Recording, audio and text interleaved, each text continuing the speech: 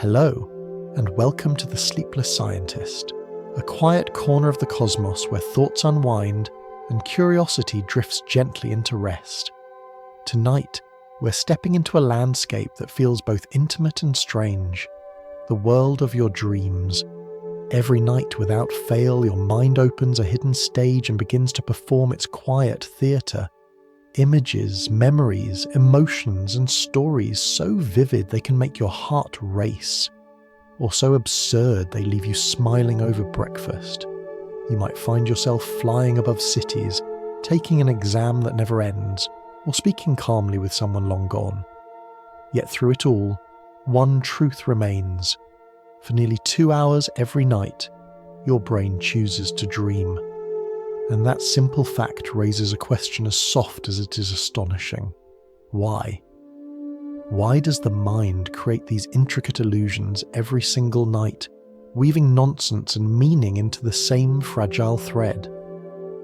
Before we begin, if these gentle explorations bring you peace, I'd love if you'd take a moment to like this video and subscribe, only if it feels right to you. And when you're ready, leave a comment telling me where you're listening from and what time it is there right now. It's always a quiet joy to see how far our constellation of listeners stretches across time zones and dreams. Now, dim the lights, let the hum of the night settle around you, and together, let's drift softly into the sleeping mind, a world made of stories, silence, and starlight. And if your thoughts begin to wander, that's perfectly fine. Let them go. The story will still be here, waiting for you in the dark. Dreaming at first seems like the very definition of randomness. Jumbled images, scattered feelings, events stitched together with little logic. Yet, modern science suggests something very different. Dreams are not simply noise, not just leftover sparks in a tired brain. They are purposeful processes, woven into the very biology of sleep itself.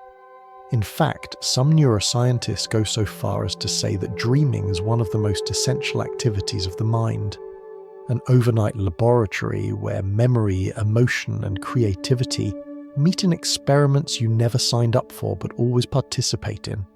The strangeness of a dream is not evidence of its uselessness. Quite the opposite.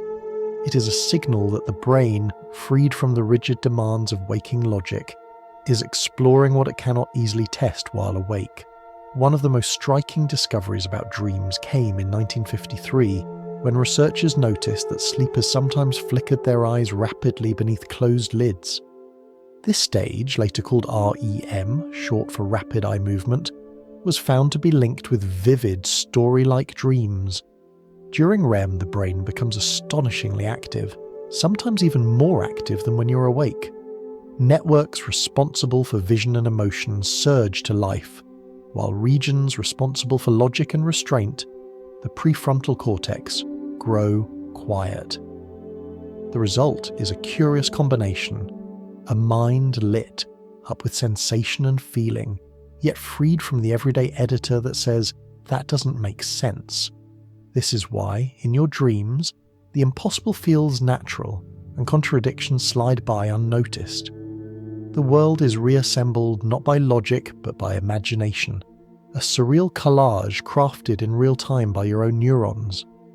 If we step back for a moment, it's worth remembering just how much of life this quiet theatre occupies. By the time you reach old age, you will have spent nearly 6 years of your life in REM sleep. 6 years inside worlds that vanish as quickly as morning sunlight through a curtain. The fact that your brain devotes so much energy to a process that produces no direct food, no shelter, no offspring, suggests that dreaming is not a trivial byproduct. It must be doing something profoundly useful. And yet, despite decades of research, the exact purpose remains one of neuroscience's most enticing mysteries.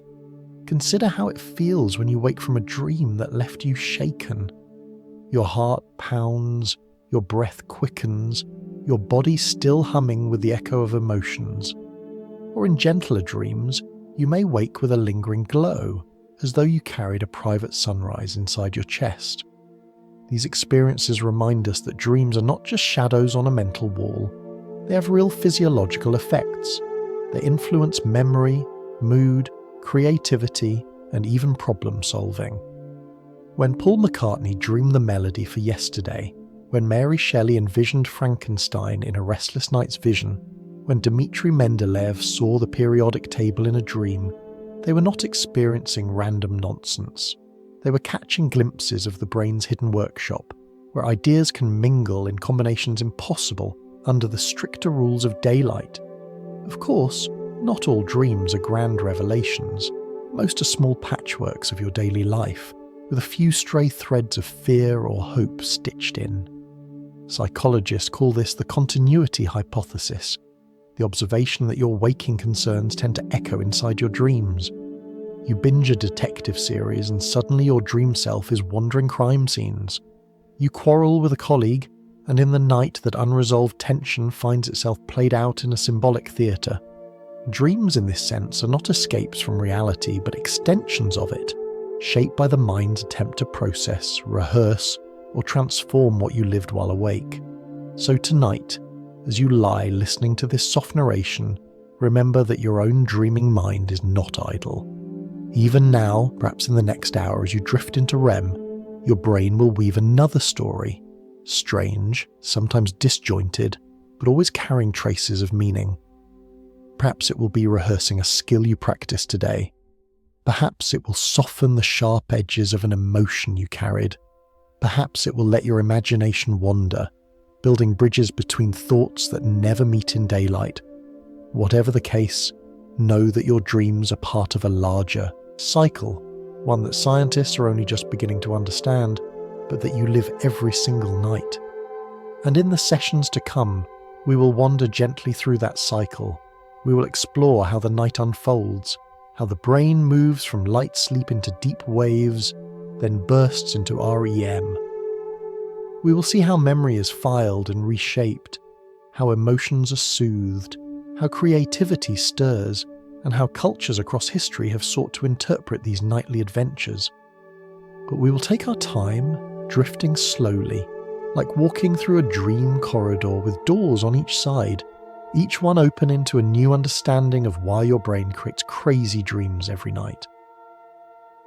Long before the quiet glow of EEG machines revealed the electrical rhythms of sleep, before laboratories began cataloguing REM and non-REM stages, humanity had already been dreaming for countless generations, and with those dreams came stories, interpretations, and attempts to explain what the nightly visions might mean.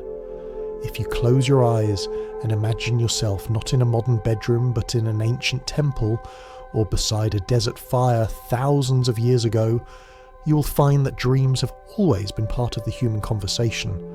For most of history, they were not seen as private flickers of the mind, but as messages, guides from beyond, threads tying the sleeper to the gods, ancestors, or the hidden layers of the soul. In ancient Mesopotamia, dream interpretation was not a hobby but a profession. Clay tablets preserve records of kings consulting dream readers who would unroll symbols like scrolls. If a soldier dreamed of a lion, perhaps it meant courage in battle.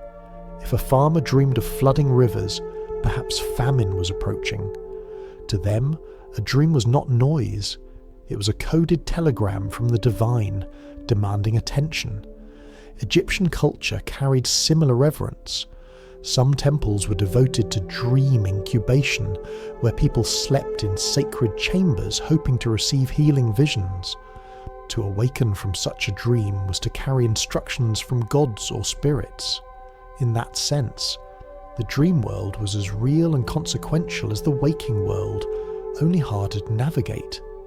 By the time we reach the classical philosophers of Greece, the tone shifts but the fascination remains. Aristotle, writing in the 4th century BCE, suggested that dreams may arise from the body and the mind themselves rather than from external gods.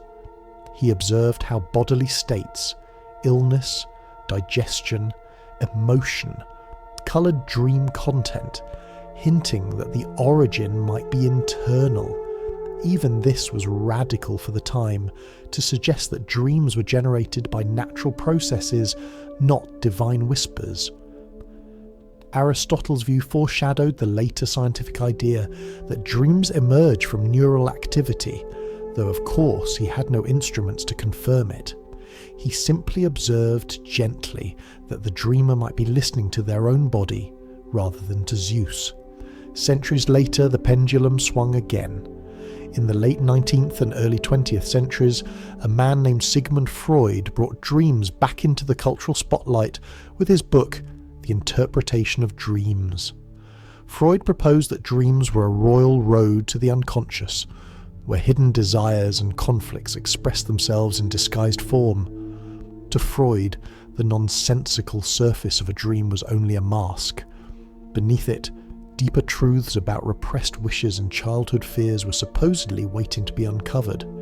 This was not science in the modern sense, but psychology in its infancy, leaning heavily on metaphor and speculation. And yet, it captured imaginations, making dreams seem once more like portals into hidden realms of the self. Not long after, Carl Jung, initially Freud's protege and later his rival, expanded the idea, arguing that dreams connect not only to the personal unconscious, but also to a collective unconscious. According to Jung, certain dream images are archetypes, patterns so deep that they resonate across cultures. The wise old man, the trickster, the mother, the shadow. These figures, he believed, were not simply individual memories, but shared symbols carried through humanity's history. To dream of such figures was to touch something larger than yourself, something shared across ages and continents. Even today, many people who are drawn to Jungian thought find comfort in the idea that their dream imagery might link them to timeless human stories. From Mesopotamian dream oracles to Jung's archetypes, what all these traditions share is the belief that dreams matter, that they are not disposable nonsense, but meaningful events that deserve attention. Whether the meaning came from gods, from the body, or from hidden parts of the mind, cultures have consistently placed weight on the nightly visions. In a way, this shows how reluctant humanity has always been to accept randomness. Dreams felt too vivid, too emotionally charged, too insistent to be accidental. Something so powerful must be pointing towards something important. That intuition, though wrapped in myth and symbol, is strikingly close to modern neuroscience's own suspicion that dreams are indeed functional, part of the brain's ongoing work. It is humbling to realise that our ancestors, lacking brain scans or sleep laboratories, nevertheless noticed the patterns we now confirm with data. They saw how stress and illness influenced dreams, how strong emotions left echoes at night, how creativity seemed to blossom from dream experiences. While they explained these observations with gods or archetypes, they were carefully watching the same phenomena we still study today. Their language was different, their metaphors more mystical, but their curiosity was the same. They too asked, why does the mind weave stories in the dark? Today we can smile at the image of a pharaoh waking in a temple, dictating his dream to scribes, or of Freud leaning across a chair in Vienna, telling his patients that their dreams conceal repressed wishes. And yet, there is something quietly beautiful about this long lineage of interpretation. For thousands of years, humans have refused to ignore their dreams. Whether seen as divine messages, bodily signals, or windows into the unconscious, dreams have always invited explanation. We may use the language of neurotransmitters and REM cycles now, but the impulse is the same, to find meaning in the stories the brain insists on telling when the world goes dark. So, as we continue our gentle exploration, think of yourself as part of this human tradition. Tonight, you may close your eyes and drift into landscapes that Aristotle might have pondered, or images that Jung might have named as archetypes. You may not believe they come from gods or that they reveal hidden desires, but you can still join that ancient conversation. You can still listen. And perhaps in listening, you will find that the science of dreams is not about stripping away mystery, but about adding a deeper kind of wonder. The mystery remains, but now it hums with the quiet pulse of neurons as well as myths. Both belong to the same great story, the story of why your brain creates crazy dreams every night. Falling asleep is often described as something sudden, as though you simply close your eyes and in an instant, you're gone. But if you pay close attention, you may notice that sleep is not a switch at all. It is more like a symphony, one that begins quietly, almost imperceptibly with the softest of notes. The orchestra does not burst into sound. It warms up, finds its rhythm, and gradually draws you into the music. In the same way, sleep gathers you in gently, leading you step by step through stages that are distinct, though you rarely notice their boundaries. Your consciousness slides down through layers, like a diver slipping deeper into water, each level darker and quieter than the one above, until finally you are drifting in currents you can no longer control. The very first stage of this descent is known as N1, or the lightest sleep. If you've ever nodded off on a train, your head tilting forward, only to jolt awake a moment later, you have touched the edge of this stage. It is that liminal zone where you're neither fully awake nor fully asleep, your mind still hovering close to the surface of awareness. In N1, your muscles may twitch suddenly, a small spark of activity that startles you back toward wakefulness. Scientists call this a hypnic jerk, but you may know it as the odd sensation of falling, as though the floor beneath you gave way. For centuries, people have wondered why the body does this, why it rehearses falling just as the mind begins to let go. One gentle theory suggests that it is a leftover reflex, an ancient safeguard that made sure our ancestors, dozing in trees, didn't tumble to the ground. Whether or not that is true, the effect is the same. You're reminded that the border between waking and sleeping is porous, and crossing it is not always seamless. During N1, your brain begins to change its electrical rhythm. The fast, busy waves of waking thoughts slow into gentler patterns. Images may flicker behind your closed eyes, short, dreamlike fragments called hypnagogic imagery. These are not full dreams yet, more like sketches in a notebook, half-formed faces, flashes of light, nonsensical words whispered in the mind's ear. If you catch them, you might feel as though you were hallucinating, but really it is just the mind's way of practicing for the deeper theatre to come. You may also feel your thoughts wander oddly, drifting from one idea to another with little logic. It is as though the stage lights of reason have dimmed, and new actors, fragments of memory, stray emotions, half-heard sounds, slip in for a moment before fading again. From N1, if you're not disturbed, you move naturally into N2, a slightly deeper stage that forms the backbone of your night. You will spend nearly half of your total sleep time here, even if you rarely notice it. In N2, your body's rhythms begin to slow, your heart beats a little more gently, your breathing steadies, and your core temperature drops slightly, like a room being cooled by an invisible breeze. On an EEG, the brain's electrical patterns change again, producing two distinct features known as sleep spindles and K-complexes. The names sound technical, but they can be imagined more simply. Sleep spindles are little bursts of rapid activity, like the brief trill of a flute in the middle of a calm symphony. K-complexes are larger, slower waves, like a conductor raising a hand to hush the orchestra when an outside noise intrudes. Together, these signals act as protectors, insulating your sleep from disturbance. A car horn blares outside your window, and instead of waking, your brain responds with a K-complex, a gentle nod that says, "Not now, let's stay asleep." They are like tiny guardians of the night, whispering to the world to let you be. If the beginning of sleep can be compared to descending the stairs of a great old house, N1 is the moment when you stand on the first landing, still able to hear voices from the hallway above. N2 is when you step down another flight, and the sounds of the world begin to fade, muffled by distance and walls.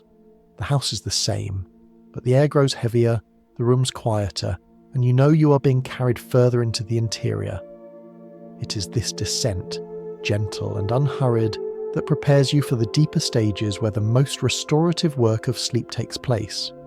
In everyday life, you can feel the difference between being woken from N1 and from N2. If someone nudges you during N1, you may insist that you are not asleep at all, that you are only resting your eyes.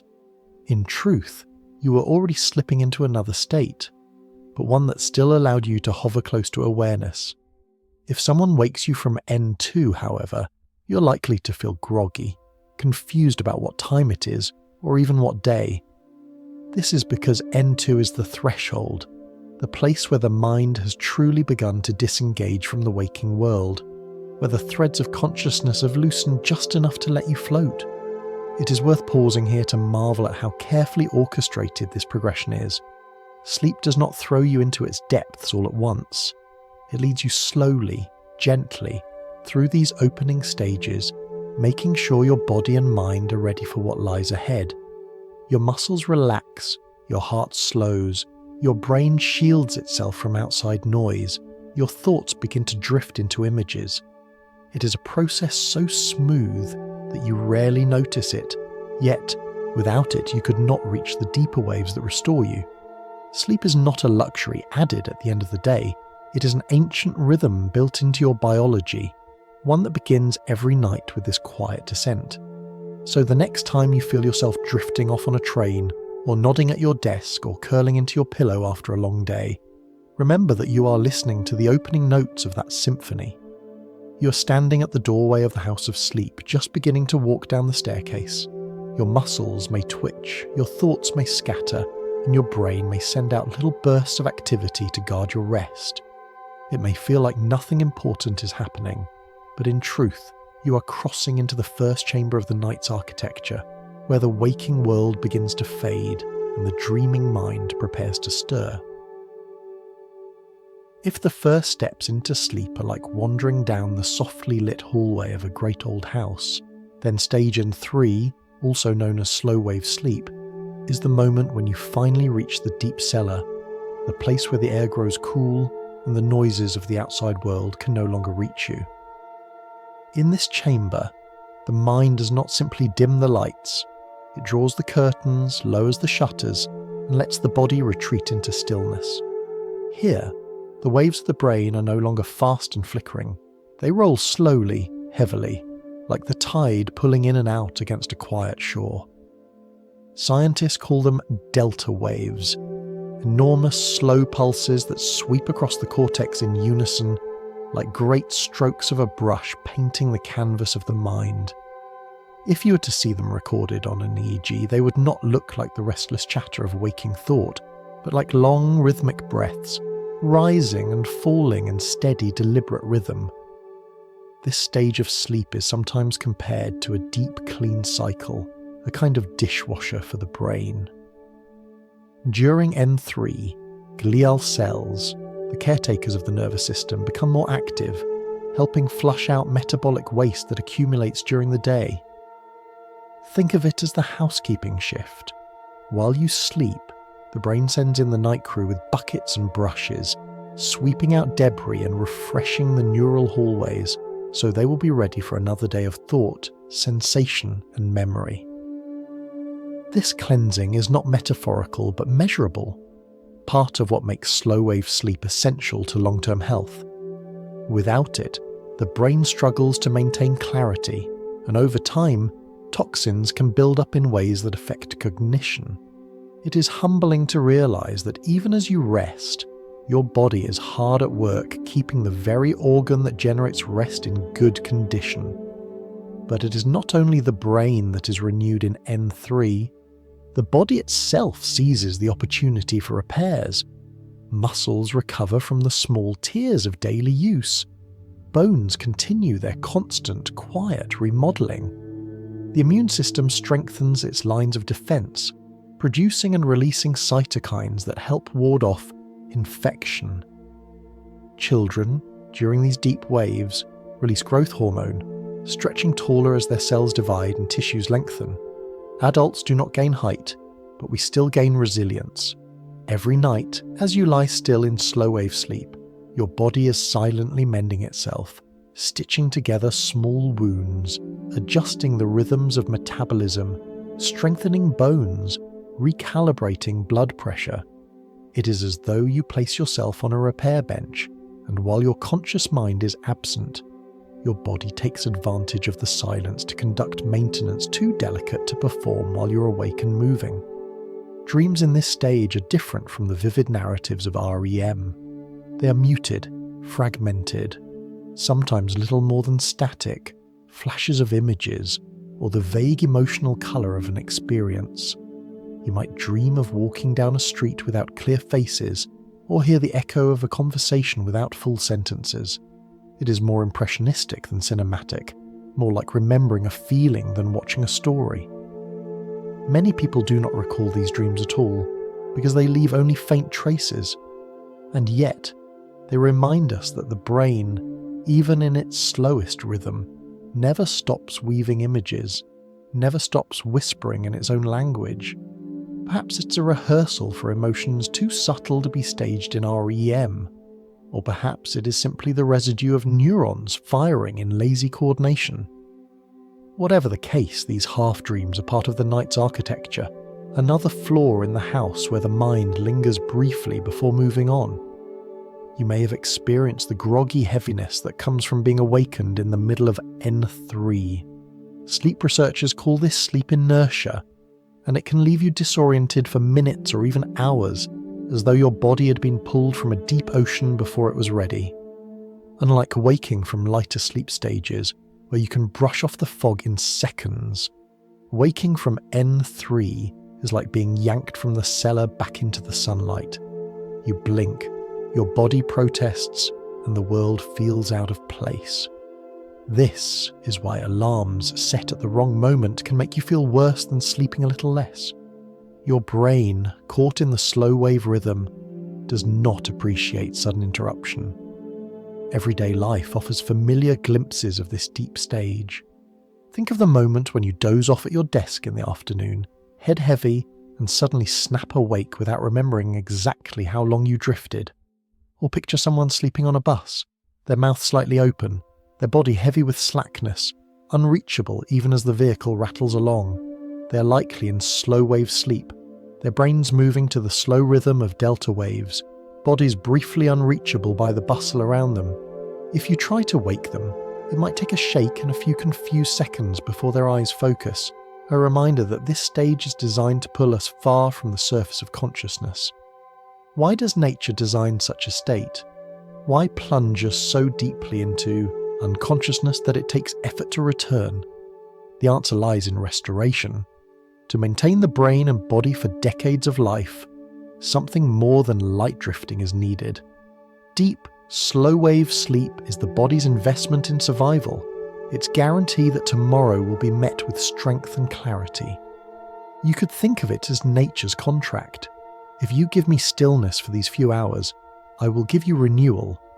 And though modern life often tempts us to cut short that stillness, to trade hours of sleep for hours of work or screens, the debt always comes due. Without enough N3, we feel it in our fatigue, our focus, our immunity. The house cannot remain clean if the cleaners are never allowed inside. So as you consider your own nights, remember that this stage, though invisible to you, is one of the most important gifts your body gives itself. In N3, you are not wasting time. You are letting your muscles rebuild, your brain wash itself clean, your immune system sharpen its blades. You're allowing yourself to be carried into the cellar where the night's true repair work is done. Even the fragmented, half-formed dreams are part of the process, small whispers that remind you the mind is still alive, even in its deepest rest. It is a quiet place, a dark place, but not an empty one. It is the still pool in the middle of the night where all the day's turbulence finally settles. And from here, in due time, you will climb again, not back to wakefulness yet, but to another strange and wondrous floor of the house. For after the repairs are done, the orchestra of sleep prepares to play its wildest movement, the dreamlike storm of REM, where the brain becomes almost as active as when awake, and the imagination, unrestrained by logic, takes the stage in full colour. But before we open that door, let us linger for a moment longer in the cellar, appreciating the silence, the repair, the slow rhythm of delta waves carrying you gently toward renewal. From the quiet cellar of deep, slow-wave sleep, where the body repairs itself and the brain washes away its daily clutter, the night gradually begins to climb again. You do not leap upward suddenly. Instead, you rise as though carried on a slow elevator, moving through lighter layers until you reach a floor that feels very different from all the rest. This is the moment when the dream factory awakens, when rapid eye movement sleep, better known as REM, takes over the stage, and the brain, after drifting in near silence, lights up like a city at dusk. It is almost paradoxical. You are more deeply asleep than ever, yet your brain is as active as if you were wide awake. To the outside observer, you're lying still, perhaps twitching slightly under the covers, your eyes darting quickly beneath your closed lids. But inside your skull, the theatre curtains are drawn back and the story begins to play. REM sleep was only discovered in 1953, when researchers noticed those curious bursts of eye movement beneath the eyelids of sleeping volunteers. It was a striking finding because each time the eyes flickered and danced, the subjects reported vivid dreams upon waking. Here was the first scientific link between a specific stage of sleep and the cinematic quality of dream life. Until then, dreams had been mysteries without location. Now, they were connected to a repeatable, observable state of the brain. It was as though scientists had stumbled upon the secret workshop where imagination conducts its nightly experiments, hidden in plain sight. What is remarkable is just how much of the brain joins in during REM. The visual cortex, tucked at the back of your skull, flares with activity, painting images as though you were really seeing them. The limbic system, including the amygdala, glows brightly, stirring emotion into the scenes. Fear, joy, longing, nostalgia, so that even the strangest dream carries emotional weight. Meanwhile, the prefrontal cortex, the seat of logic and judgment, grows unusually quiet, like a stern editor leaving the room and allowing the cast to improvise. Without that editor, contradictions pass unchallenged. A friend morphs into a stranger, a street turns into a river, gravity behaves like a playful trickster, and you accept it all without hesitation. That is why in dreams, the impossible feels ordinary. Your logical overseer is asleep, but your painter and your playwright are wide awake. There is also a curious paradox of motion. Inside the dream, you may be running, flying, dancing, or even fighting, but your actual body lies perfectly still. This is because REM comes with a built-in safety lock known as rematonia, a temporary paralysis of the voluntary muscles. Your brain ensures that you do not act out the wild scenarios playing in your head. Imagine it as the mind handing you a vivid virtual reality headset, while simultaneously unplugging your body from the controls. It is protection, keeping you safe in bed while your inner world moves freely. Occasionally, when this system falters, people may thrash or act out dreams in what is known as REM sleep behaviour disorder. But for most of us, the lock holds steady, and our dream movements remain safely contained within the stage of the mind. It is astonishing to realise how similar REM activity is to waking life. If you were to scan a brain in this stage, you might mistake it for the brain of someone alert and focused, with networks buzzing and firing across the cortex. In some ways, it is even more active than when awake, because without external input, the brain generates its own sensory flood, testing associations, combining fragments of memory, weaving new narratives. This is one reason REM is thought to play such a crucial role in learning and creativity. The brain, freed from reality, can try out endless recombinations of experience, some bizarre, some inspired, many forgotten by morning, but all part of its nightly rehearsal. Every 90 minutes or so, You cycle back into REM, and each time the period grows longer, starting with just a few minutes and stretching toward an hour by the early morning. This is why the last dreams of the night often feel the most elaborate, the most story-like, as though your brain has saved its longest productions for the final act. To wake in the middle of one is to feel as though you've been pulled from a movie before the credits, sometimes disoriented, sometimes enchanted, sometimes relieved. These extended REM episodes are also why early rising or fragmented sleep can leave you feeling unsatisfied. You have stolen away the hours when the brain planned to stage its most vivid performances.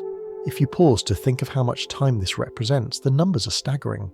Over the course of an average life, you will spend roughly 6 years in REM, 6 years watching your brain's private theatre, 6 years of flying over landscapes that do not exist, of encountering people who have long since passed, of solving problems that dissolve with the dawn. It is easy to dismiss dreams as meaningless, but the sheer investment of time suggests otherwise. Evolution is thrifty.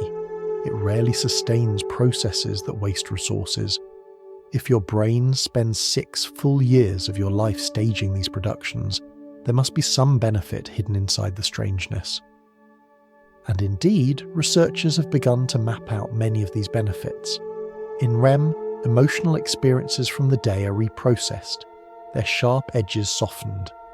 Memories are integrated into long-term storage, not as neat files but as interconnected stories. Creative leaps are made as the mind, unburdened by strict logic, links concepts that daylight reasoning might never pair together. REM is not frivolous. It is an incubator, one that uses story and imagery to stitch together the tapestry of who you are. In many ways, the very self you carry each morning has been shaped by the unseen work of your nightly REM. So, when you think of the Dream Factory awakening, do not imagine something trivial. Imagine a grand stage lit by the glow of neurons, scenes painted by the visual cortex, emotions infused by the amygdala, the critics silenced so that the play may unfold without restraint, and the safety lock engaged so that your body remains still while your mind explores worlds impossible in daylight. This is REM sleep, one of the most curious, most creative, and most essential inventions of evolution. It is the place where your nightly stories are born, where the mind finds freedom from the limits of the waking world, and where the question that began our journey, why does the brain create crazy dreams every night, finds its first, most vivid answer. During the day, your mind is like a busy marketplace, flooded with impressions, conversations, small worries, and fleeting sensations. By the time you lay your head on the pillow, you've carried with you an avalanche of experiences, some important, some trivial, all jumbled together. If every detail of your waking hours were kept exactly as it arrived, your brain would drown in clutter, unable to distinguish what mattered from what was passing noise. Instead, while you sleep, your brain begins a subtle and invisible task. It sorts, files, and discards, creating order from the chaos of the day. This is one of the most important roles of dreaming, memory consolidation, the quiet work of deciding what will be remembered and what can safely be let go. Scientists often describe this process in technical language, speaking of neural pathways and synaptic strengthening, but it may help to picture something gentler. Imagine the hippocampus, a small seahorse-shaped structure tucked deep in the brain, as a kind of sleepy librarian. During the day, this librarian takes in more books than could ever be shelved. Thousands of stories, receipts, half-finished notes scribbled in the margins. The books pile high on the desk, teetering stacks of experience.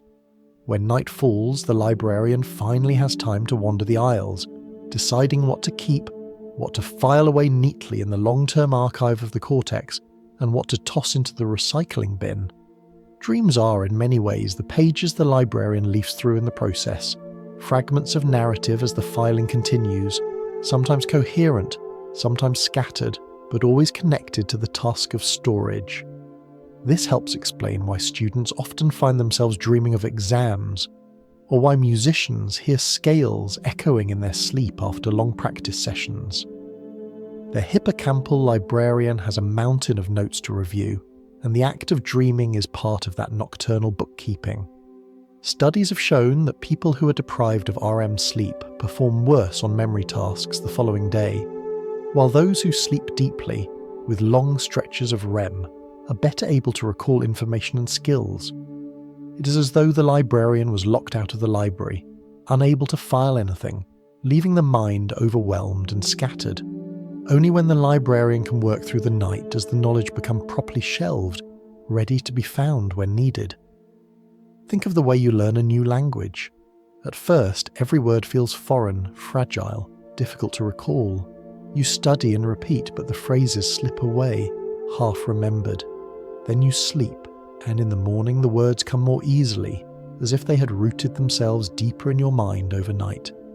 This is the librarian's gift, the result of hours spent in REM, strengthening connections, moving fragile notes into the sturdy bindings of long-term storage.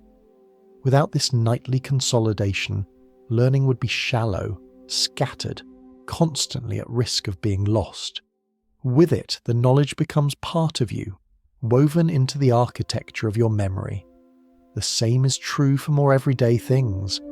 A song heard on the radio may return in your dream, not because it is meaningful, but because it was fresh on the desk, waiting to be filed. A face glimpsed in passing may appear as a character in a dream, not because the person is significant, but because the librarian, in sorting, briefly opened that page. Dreams, in this view, are not random at all. They are the mind's way of leafing through its piles, trying out associations, rehearsing which ones will be kept and which ones will be set aside. This filing is not only about memory in the narrow sense, but about weaving experiences together. A student studying for a biology exam may dream of diagrams, but also of being late to class, or of speaking nonsense answers. The dream is not the exam itself, but a blend of memory, emotion, and anxiety, all stirred together as the librarian files the relevant pages. A musician may dream of playing a piece but find the notes transformed into landscapes or colours. Again, it is not literal rehearsal but associative filing, the mind linking sounds, feelings and images into a network more durable than the isolated fact. This is why dreams often feel strange. They are not designed to be coherent stories for you to enjoy, but to serve the librarian's deeper purpose, creating connections, stitching experiences into the wider fabric of memory. Everyday life gives us countless small confirmations of this process. You might go to bed puzzled by a crossword clue and wake with the answer suddenly clear, as though it had been whispered to you during the night. You may struggle with a sequence of piano notes all afternoon, only to play them smoothly the next morning, as though your fingers had continued practicing in silence. In truth, they had not moved, but your hippocampal librarian had filed the pattern in a way that allowed your brain to call upon it more efficiently. The dream, whether remembered or not, was part of that filing. It is important to remember that the librarian is not perfect. Some pages are misfiled, some kept when they should have been discarded, others lost despite their importance. This explains the peculiar mix of clarity and confusion in our memory, why some trivial moment lingers for years while some crucial detail fades overnight. Yet overall, the librarian does an astonishing job, and dreaming is the visible trace of that effort. When you recall a dream of a crowded classroom or a muddled conversation, you're glimpsing the librarian at work, shuffling the pages, flipping through the stacks, deciding where each fragment belongs. So, as you drift tonight into REM, know that your brain is not idling. It is sorting, filing, pruning, rehearsing. Your hippocampus is quietly walking the aisles of its library, guided not by logic but by the rhythms of sleep, supported by the vivid stage of dreaming. It may feel nonsensical to you, but to the librarian it is meaningful, the very foundation of remembering. By the time you wake, much of the clutter will have been put away, the important pages stored, the trivial ones recycled, and you will rise lighter, clearer, ready to add new stacks of experience to the desk, trusting that once again the librarian will work through the night. When you think of practice, you probably imagine repetition. An athlete running drills on a field, a pianist playing scales until the fingers ache, a child wobbling through the first rides of a bicycle. Practice belongs to daylight, to effort, to muscles and sweat. Yet one of the strangest discoveries of sleep science is that your brain continues to practice even when your body has gone completely still.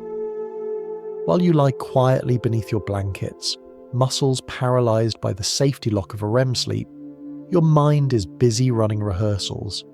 It is as if your brain has its own private training ground, where it tests and retests the skills you struggled with by day, giving you another chance to refine them, all without lifting a finger.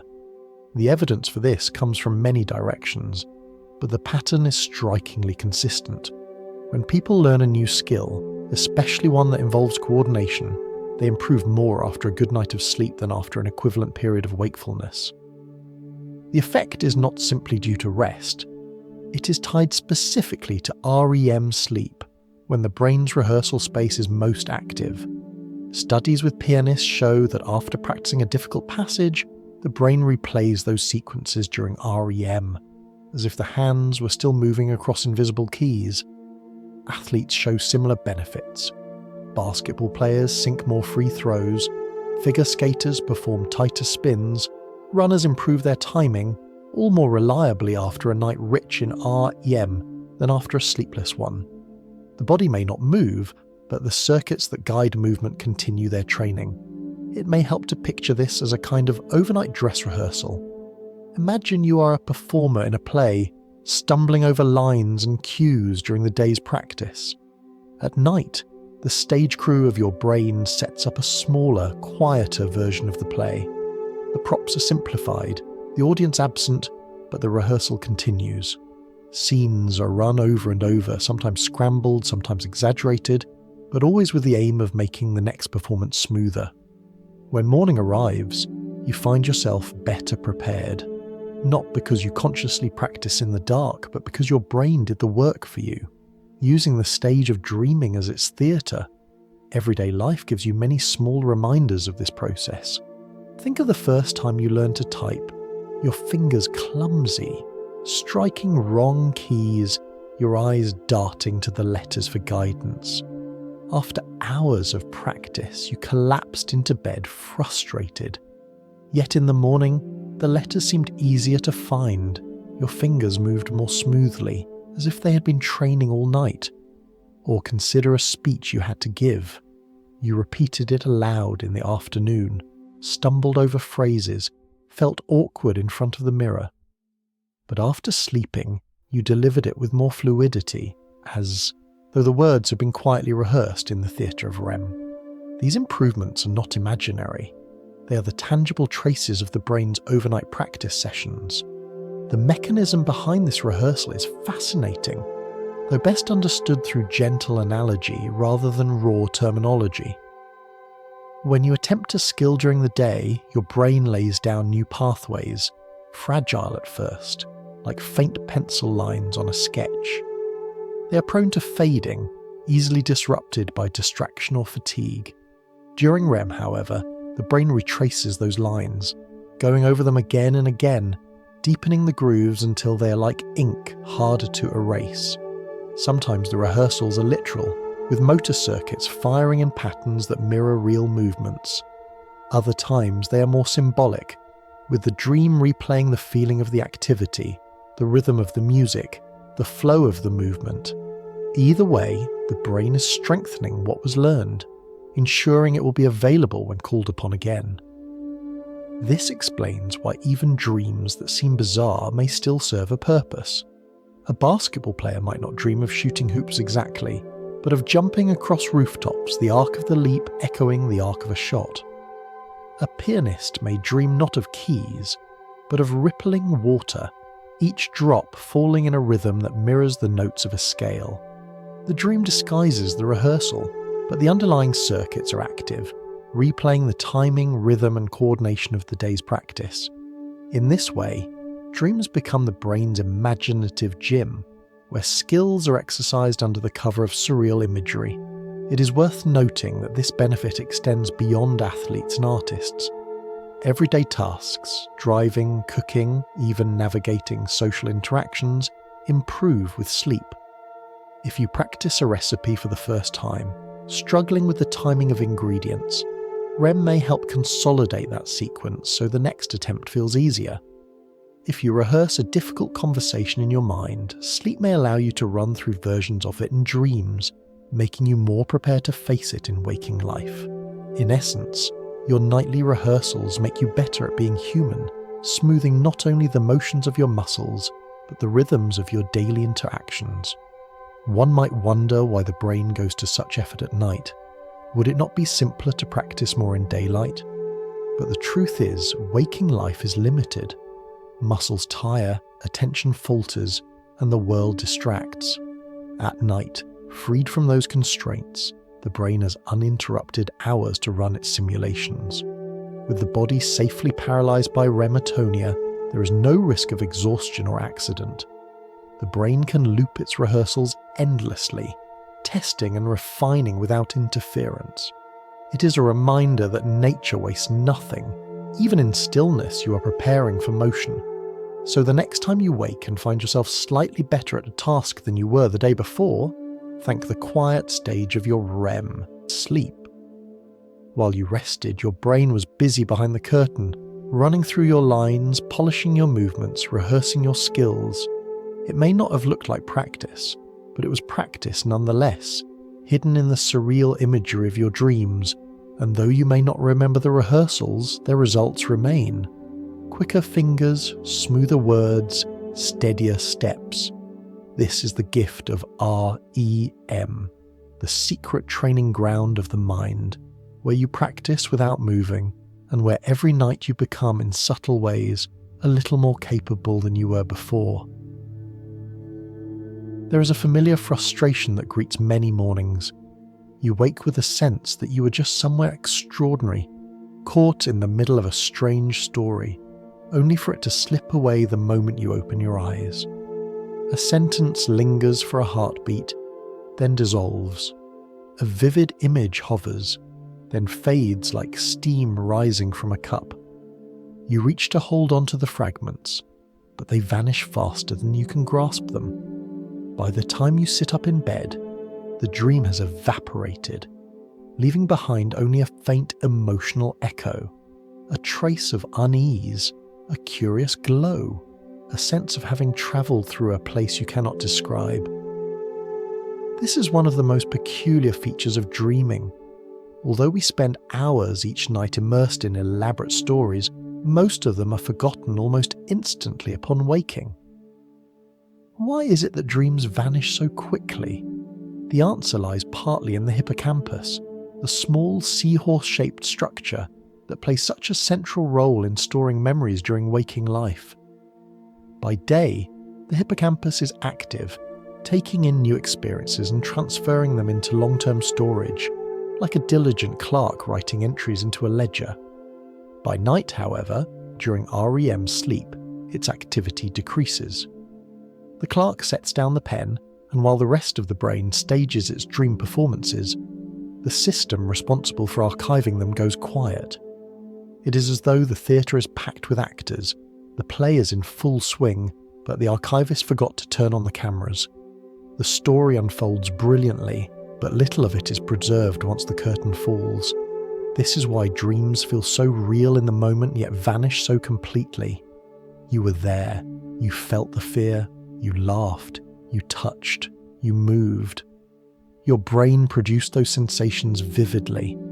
But because the hippocampus was not actively storing the events, the memory fades as soon as you wake, replaced by the steady stream of new waking inputs. Dreams, in this sense, are like chalk drawings on a sidewalk before a sudden rain. Beautiful for a moment, detailed and full of meaning, but soon washed away, leaving only a faint suggestion of shapes you can no longer quite see. Sometimes, of course, fragments survive. You may wake from a nightmare in a sweat, the emotional charge strong enough to brand the memory more firmly. Or you may hold on to a dream because you woke during it, catching it at the moment it was unfolding, rather than after it had ended. These are the exceptions, not the rule.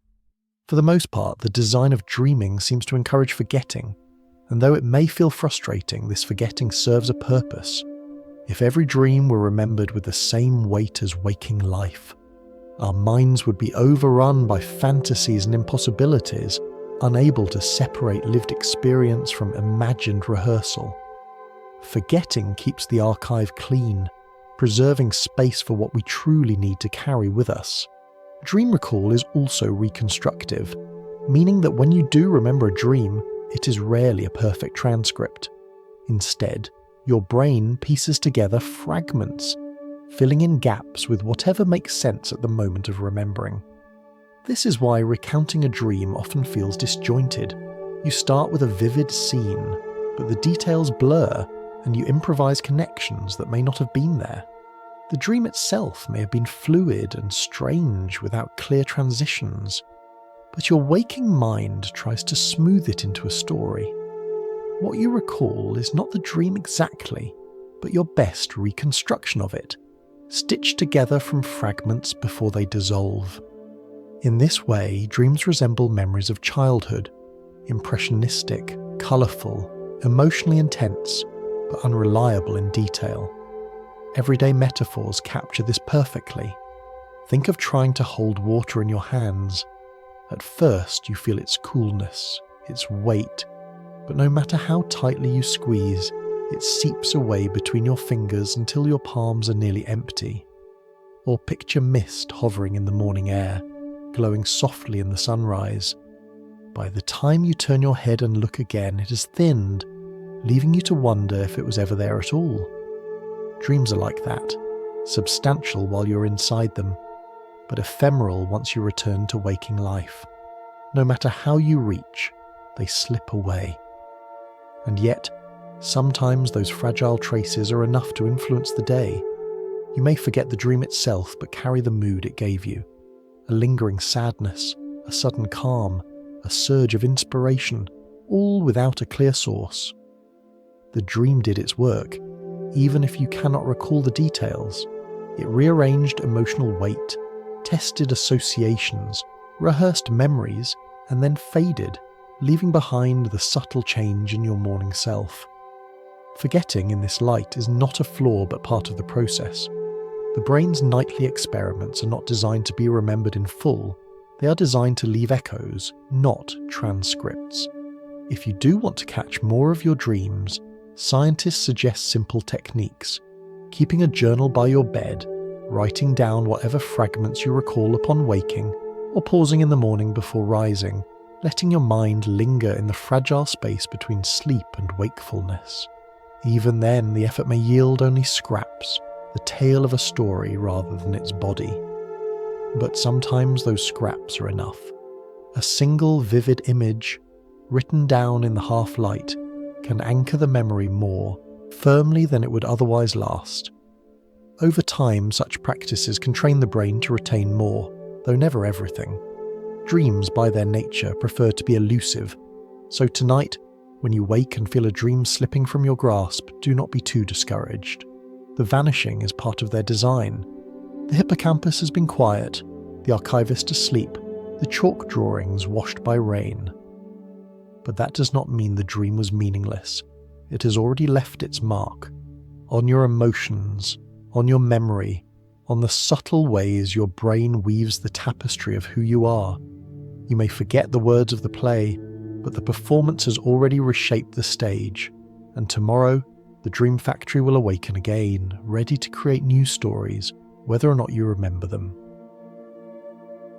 If you have ever woken from a dream with your heart pounding, cheeks damp with sweat, or a feeling of joy so bright it seemed to linger for hours, you have felt firsthand that dreams are not neutral. They're often soaked in emotion, painted with colours deeper than most daytime thoughts. This is because when you dream, your brain is not only replaying fragments of memory or stitching together stories, it is letting its emotional circuits take center stage. And the lead actor in this nightly performance is the amygdala, a pair of almond-shaped structures buried deep in your brain, small in size but vast in influence, forever tuned to the shades of fear, desire, anger, and joy. During REM sleep, when your most vivid dreams take place, the amygdala becomes highly active. Imagine it as a stage lamp casting brilliant light on the emotional parts of your dream, intensifying everything it touches. A passing conversation might become an argument full of fire. A casual memory of a walk might become a journey laced with wonder or dread. The amygdala does not write the script, but it colours the performance, turning ordinary scenes into dramas that stir you deeply. This is why your dreams are rarely bland. They carry an emotional charge, even when the story itself makes little sense. Yet something fascinating happens alongside this surge of emotional activity. Many of the stress chemicals that flood your body in waking life, particularly norepinephrine, are dialed down during REM. It is a paradoxical state. Your emotional brain is alive and vibrant, but the biochemical fuel of panic has been reduced. In a sense, the amygdala is free to rehearse its intense performances in a safer theatre, one where the stakes are lowered. You may dream of being chased, but your body is not drowning in the full hormonal flood of terror. You may dream of grief, but without the crushing weight that would overwhelm you by day. Dreams allow you to re-experience emotions in concentrated form, while buffering you from their sharpest edges. Think of this as emotional role play. On the stage of the dream, your amygdala runs through scenes that echo real life, testing and retesting your responses, letting you feel the intensity but within a context where no lasting harm is done. You wake with the echo of fear or joy, but you have rehearsed the feelings without consequence. This is not so different from a child playing pretend, enacting battles, dramas, adventures, not because they are real, but because the practice strengthens their ability to face emotions later. Your brain is doing something similar every night, letting the amygdala fire, letting emotions surge, all within the safety of REM's darkened theatre. Everyday examples reveal this clearly. Perhaps you argued with a friend, and that night you dream that the two of you are on opposite sides of a battlefield, hurling words like arrows. Or you felt nervous about a presentation, and in your dream you're standing on a stage before thousands, your voice booming or breaking. The details are fantastical, but the emotion is unmistakable. The amygdala has taken the raw feeling from the day and magnified it, turning it into a vivid performance.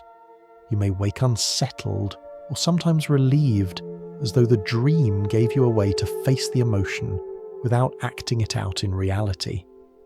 It is also why dreams are often remembered more vividly when they are emotional.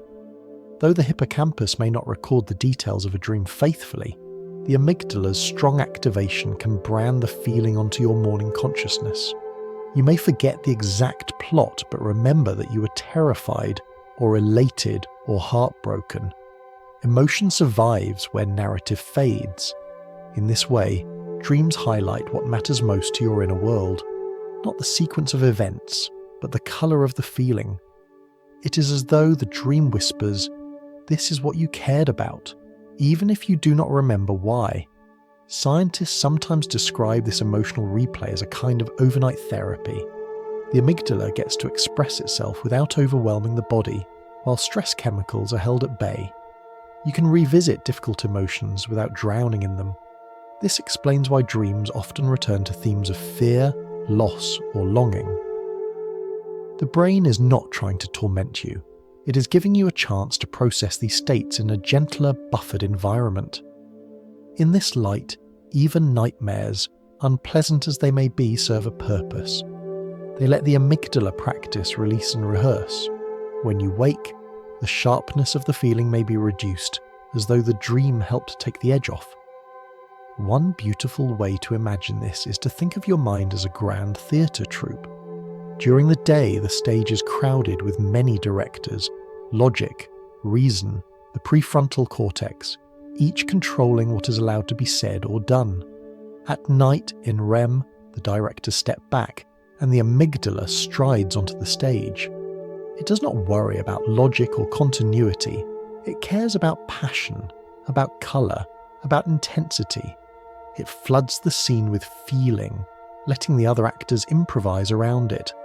The result may look chaotic, but in truth it is rehearsal, emotional training disguised as dream drama. So when you wake from a dream with your heart pounding, remember that you have just visited the amygdala's stage.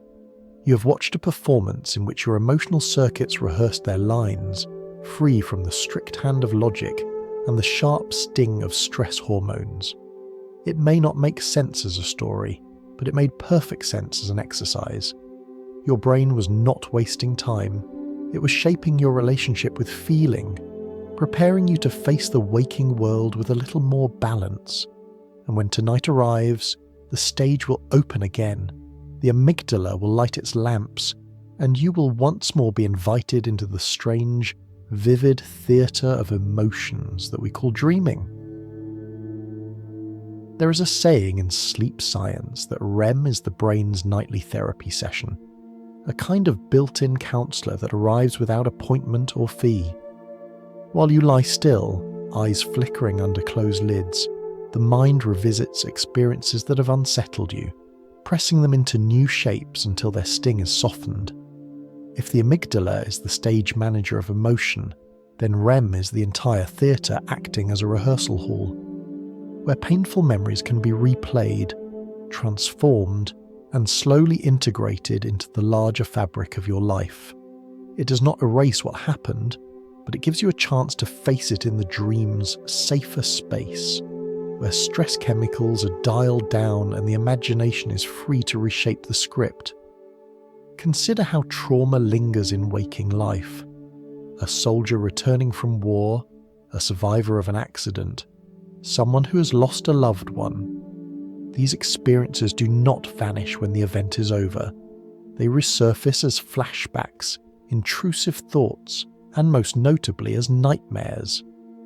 Nightmares can be relentless, returning night after night, dragging the dreamer back into the worst moments of their life. At first, this seems cruel, as if sleep, which should be a refuge, has turned into a punishment. But beneath the distress lies a purpose. The brain is trying, again and again, to process emotions too heavy for the daylight mind to carry. In REM, with norepinephrine reduced, the dream provides a controlled fire, hot enough to trigger the memory but not so overwhelming as to consume the dreamer completely. It is an imperfect system, but one that reflects the brain's determination to heal. Researchers studying veterans with post-traumatic stress disorder have found that their REM sleep is often disrupted, fragmented, or shortened. The result is that their ability to process trauma through dreaming is impaired. Without enough time in this natural therapy space, the emotional weight of trauma lingers unresolved. Yet when treatments restore healthy REM, whether through medication, therapy, or sleep hygiene, many veterans report that their nightmares soften, shifting from exact replays of horror to more symbolic, less terrifying scenes. The brain, once given enough access to its nightly rehearsal hall, begins to transform raw trauma into stories that can be lived with, rather than stories that imprison. This symbolic transformation is one of the most fascinating features of dreaming.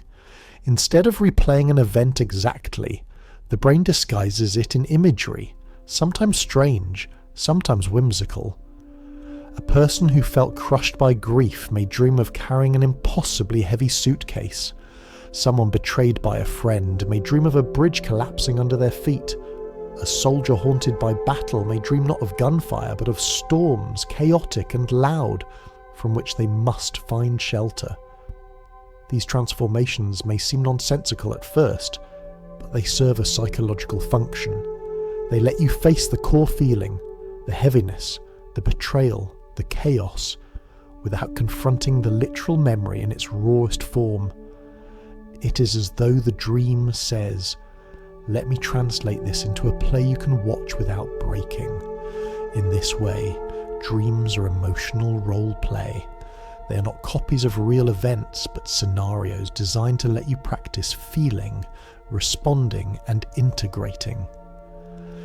The elephants carrying your ex-partner across a desert may look absurd, but they are carrying more than just surreal cargo. They are holding the weight of loss in a form your mind can tolerate. The brain, freed from waking logic, uses imagery like costume and stage set, turning unbearable realities into symbolic performances. By morning, you may not remember the details, but the emotion has been rehearsed, softened just a little, leaving you better equipped to carry it in waking life. Nightmares themselves can be seen as part of this role play. They are frightening, yes, but they provide a kind of emotional workout. Each time you face a nightmare, your brain is testing its ability to endure and adapt. Some therapies even use this deliberately. Patients are asked to rehearse new endings for their recurring nightmares while awake, imagining themselves escaping, fighting back or transforming the threat, and then, over time, these new scripts find their way into dreams. Slowly, the nightmare evolves, and the trauma loses some of its grip. It is proof that the dream theatre is not fixed but responsive, capable of changing its performances with gentle guidance. It is easy to forget how ancient and universal this process is. Long before psychology, people noticed that dreams often revisited sorrow or fear. They saw the dream world as a place of messages, sometimes divine, sometimes demonic, but always carrying weight. Today we have different language: amygdala, REM, neurotransmitters. But the insight is similar. Dreams matter because they help us navigate the most difficult part of being human. When you wake from a painful dream, it is not simply torment. It is your brain's attempt to help you carry what feels unbearable. The dream may frighten you, but it is also your ally, working in the background to lighten the load. Everyday life gives us smaller examples of this healing process. You may quarrel with someone and feel wounded by harsh words, only to dream that night of trying to fix a broken object or of searching for something lost. The dream is not literal, but it gives you space to feel the sadness, to practice the longing in a way that makes the wound less raw. Or you may face anxiety about a test, a job interview, or a performance, and dream of being unprepared, late, or in the wrong place entirely. These dreams may not soothe you immediately, but they allow you to run through the feelings, so that by the time you face the real event, your mind has already rehearsed the fear, leaving you calmer than you might otherwise be. So, when you think of REM sleep, do not imagine only colourful fantasies or bizarre adventures. Imagine a quiet therapist's office, where the door is closed, the world outside is hushed, and your mind begins to speak in symbols. Sometimes the session is gentle, sometimes harsh, sometimes incomprehensible, but always it is aimed at helping you carry what you cannot discard. The therapist may be strange, the language cryptic, the metaphors wild, but the goal is healing. And as you drift through this therapy each night, your brain performs one of its most compassionate tasks, letting you work through trauma, not in the harsh light of day, but in the softer, forgiving glow of dreams. Dreams may often look bizarre on the surface, but if you pay closer attention, you will notice that their raw material almost always comes from your waking life. Psychologists call this the continuity hypothesis, the idea that our dreams are continuous with our daily experiences, reflecting the concerns, activities, and emotions we carry with us when we lie down to sleep. In other words, your brain does not invent its nightly stories out of nothing. It takes fragments of your day, faces, places, feelings, and half-finished thoughts, and mixes them with older memories, stitching everything into the surreal theatre of the night. The result is a blend of familiar pieces arranged in unfamiliar ways, a collage that may be strange in detail but remains grounded in the life you're living. Think of the last time you binged a detective series or read a mystery novel late into the night. Perhaps you dreamed of chasing clues through a city, interrogating suspects, or finding yourself accused of crimes you never committed. The details may have twisted, your living room transformed into a courthouse, your best friend became the villain, but the theme clearly echoed your waking focus. Or imagine having a difficult argument with someone you care about. That night, you dream of trying to repair a broken machine, or of standing in front of a door that refuses to open. The dream does not replay the argument literally, but it carries the emotion, transmuting it into symbolic form. This is continuity, the emotional and cognitive residue of your day reshaping itself into dream imagery. The process is not limited to dramatic events. Even the trivial and mundane sneak in. You may scroll through photos on your phone before bed and find those images resurfacing in your dreams, sometimes in odd combinations. Your dinner plate beside a childhood friend, a news headline pasted on the sky. Your mind is a collector, and sleep is when the collection is sorted, displayed, and sometimes rearranged in unexpected patterns. The dream is like a painter's canvas at the end of the day, splattered with whatever colours you happen to carry, sometimes forming a coherent scene, sometimes dissolving into abstract swirls, but always reflecting what you have recently encountered. It is tempting to dismiss these reappearances as meaningless, as though the brain is simply recycling scraps. But in truth, this recycling is part of the brain's deeper work. By revisiting the day's events in dreams, the mind is rehearsing, evaluating, and blending them into the broader context of your memory. A conversation from the office becomes linked with a memory of school. The face of a stranger on the subway fuses with the face of a long-lost friend. A worry about tomorrow's appointment is woven into an older thread of anxiety. Dreams are not just continuity, they are integration, a way of stitching new material into the quilt of your identity. Consider how this plays out emotionally. If you have felt anxious, your dreams may mirror that anxiety, even if the dream setting is different. If you have felt joy, your dreams may take on a brighter, more playful quality. The brain is not only replaying what happened, but exploring how it felt. This explains why dreams often exaggerate, distorting reality into heightened forms. You may dream not of missing a bus, but of being trapped in a city where all buses vanish. The exaggeration highlights the emotion, the frustration, the helplessness, the urgency.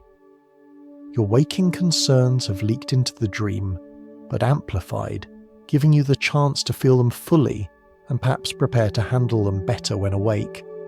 Everyday life gives us constant examples of this continuity. Students studying intensely often dream about their subjects, from pages of equations to historical figures stepping into their bedrooms. Someone planning a wedding may dream of endless preparations, of misplaced rings, of guests who transform into strangers.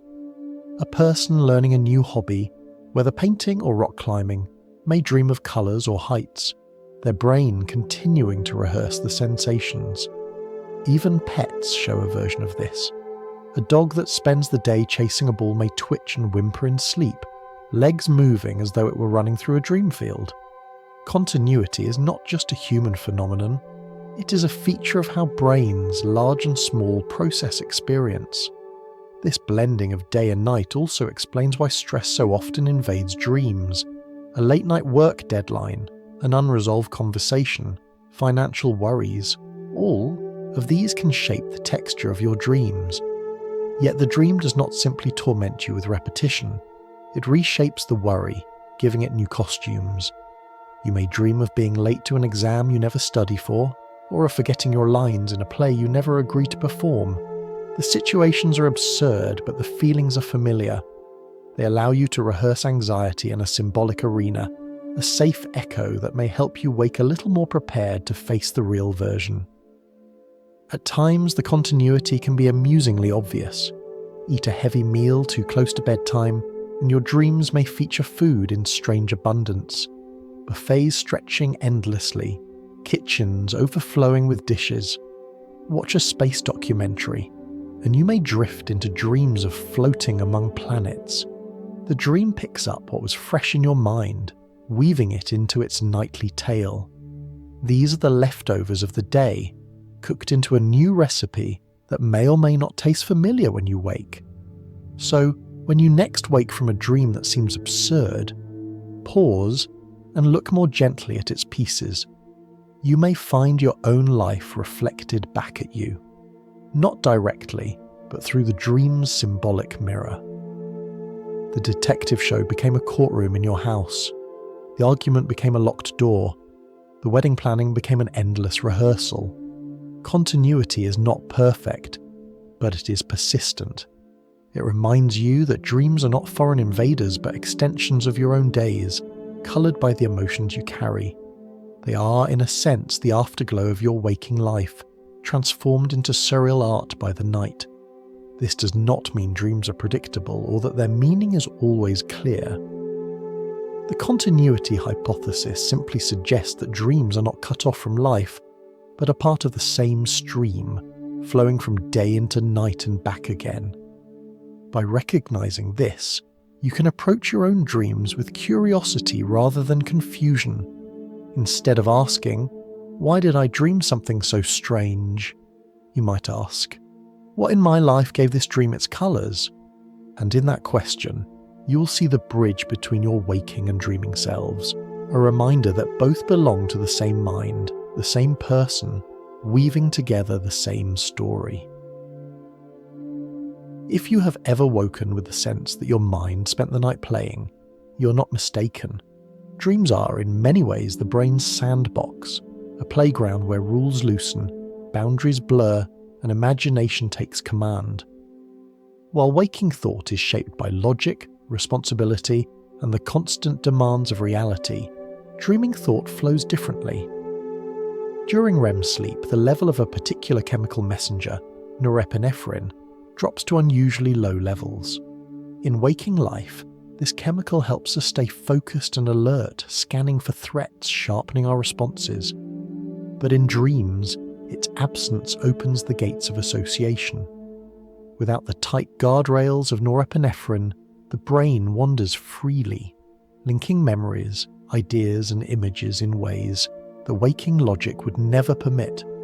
Picture a sandbox in the late afternoon, the sun casting soft shadows as a child builds towers, castles, bridges, even nonsensical sculptures out of the same pile of sand. No one demands that the structures be realistic or that they follow architectural rules. The only limit is imagination. In the dreaming mind, you are that child, and your memories, emotions, and thoughts are the grains of sand. They tumble together, forming improbable structures that may not stand in daylight but reveal unexpected beauty in the moonlit theatre of sleep. This is why you might find yourself in a dream where a childhood bedroom melts into your workplace, or where the sound of a song turns into a flowing river, or where someone you met years ago sits beside a celebrity you only know from a screen. These juxtapositions would feel illogical in waking life, but in dreams they feel strangely natural, because the playground has no rules to restrict them. This freedom can be more than entertaining, it can be useful. Many people have noticed that puzzles or problems which felt impossible to solve by day sometimes resolve themselves overnight. The mind, freed from the rigid frameworks of waking thought, tries out combinations that you would never think to test while sitting at a desk. It is as though the dream is saying, "Let me play with this idea," turning it sideways, upside down, seeing what happens if we connect it to something unrelated. You may wake with a sudden insight, or at least a fresh perspective, and wonder how your sleeping brain managed it. The answer is simple. It had permission to play without rules. Everyday life gives us familiar examples of this hidden creativity. You may wrestle with a crossword clue all evening, finally giving up and going to bed, only to wake in the morning with the answer on your tongue. Or you may spend hours trying to phrase an email just right, the sentences clumsy, the words refusing to fit, and then find that after sleep, the message almost writes itself. Even artists and scientists describe this effect. A painter finds a new way to approach a canvas after dreaming of colours swirling together. A mathematician wakes with the outline of a proof they could not complete before. These stories may feel almost magical, but they are grounded in the biology of RM, low norepinephrine, active associative networks, and the freedom of imagination unleashed. It is worth noting that the surreal nature of dreams is not a flaw, but part of their function.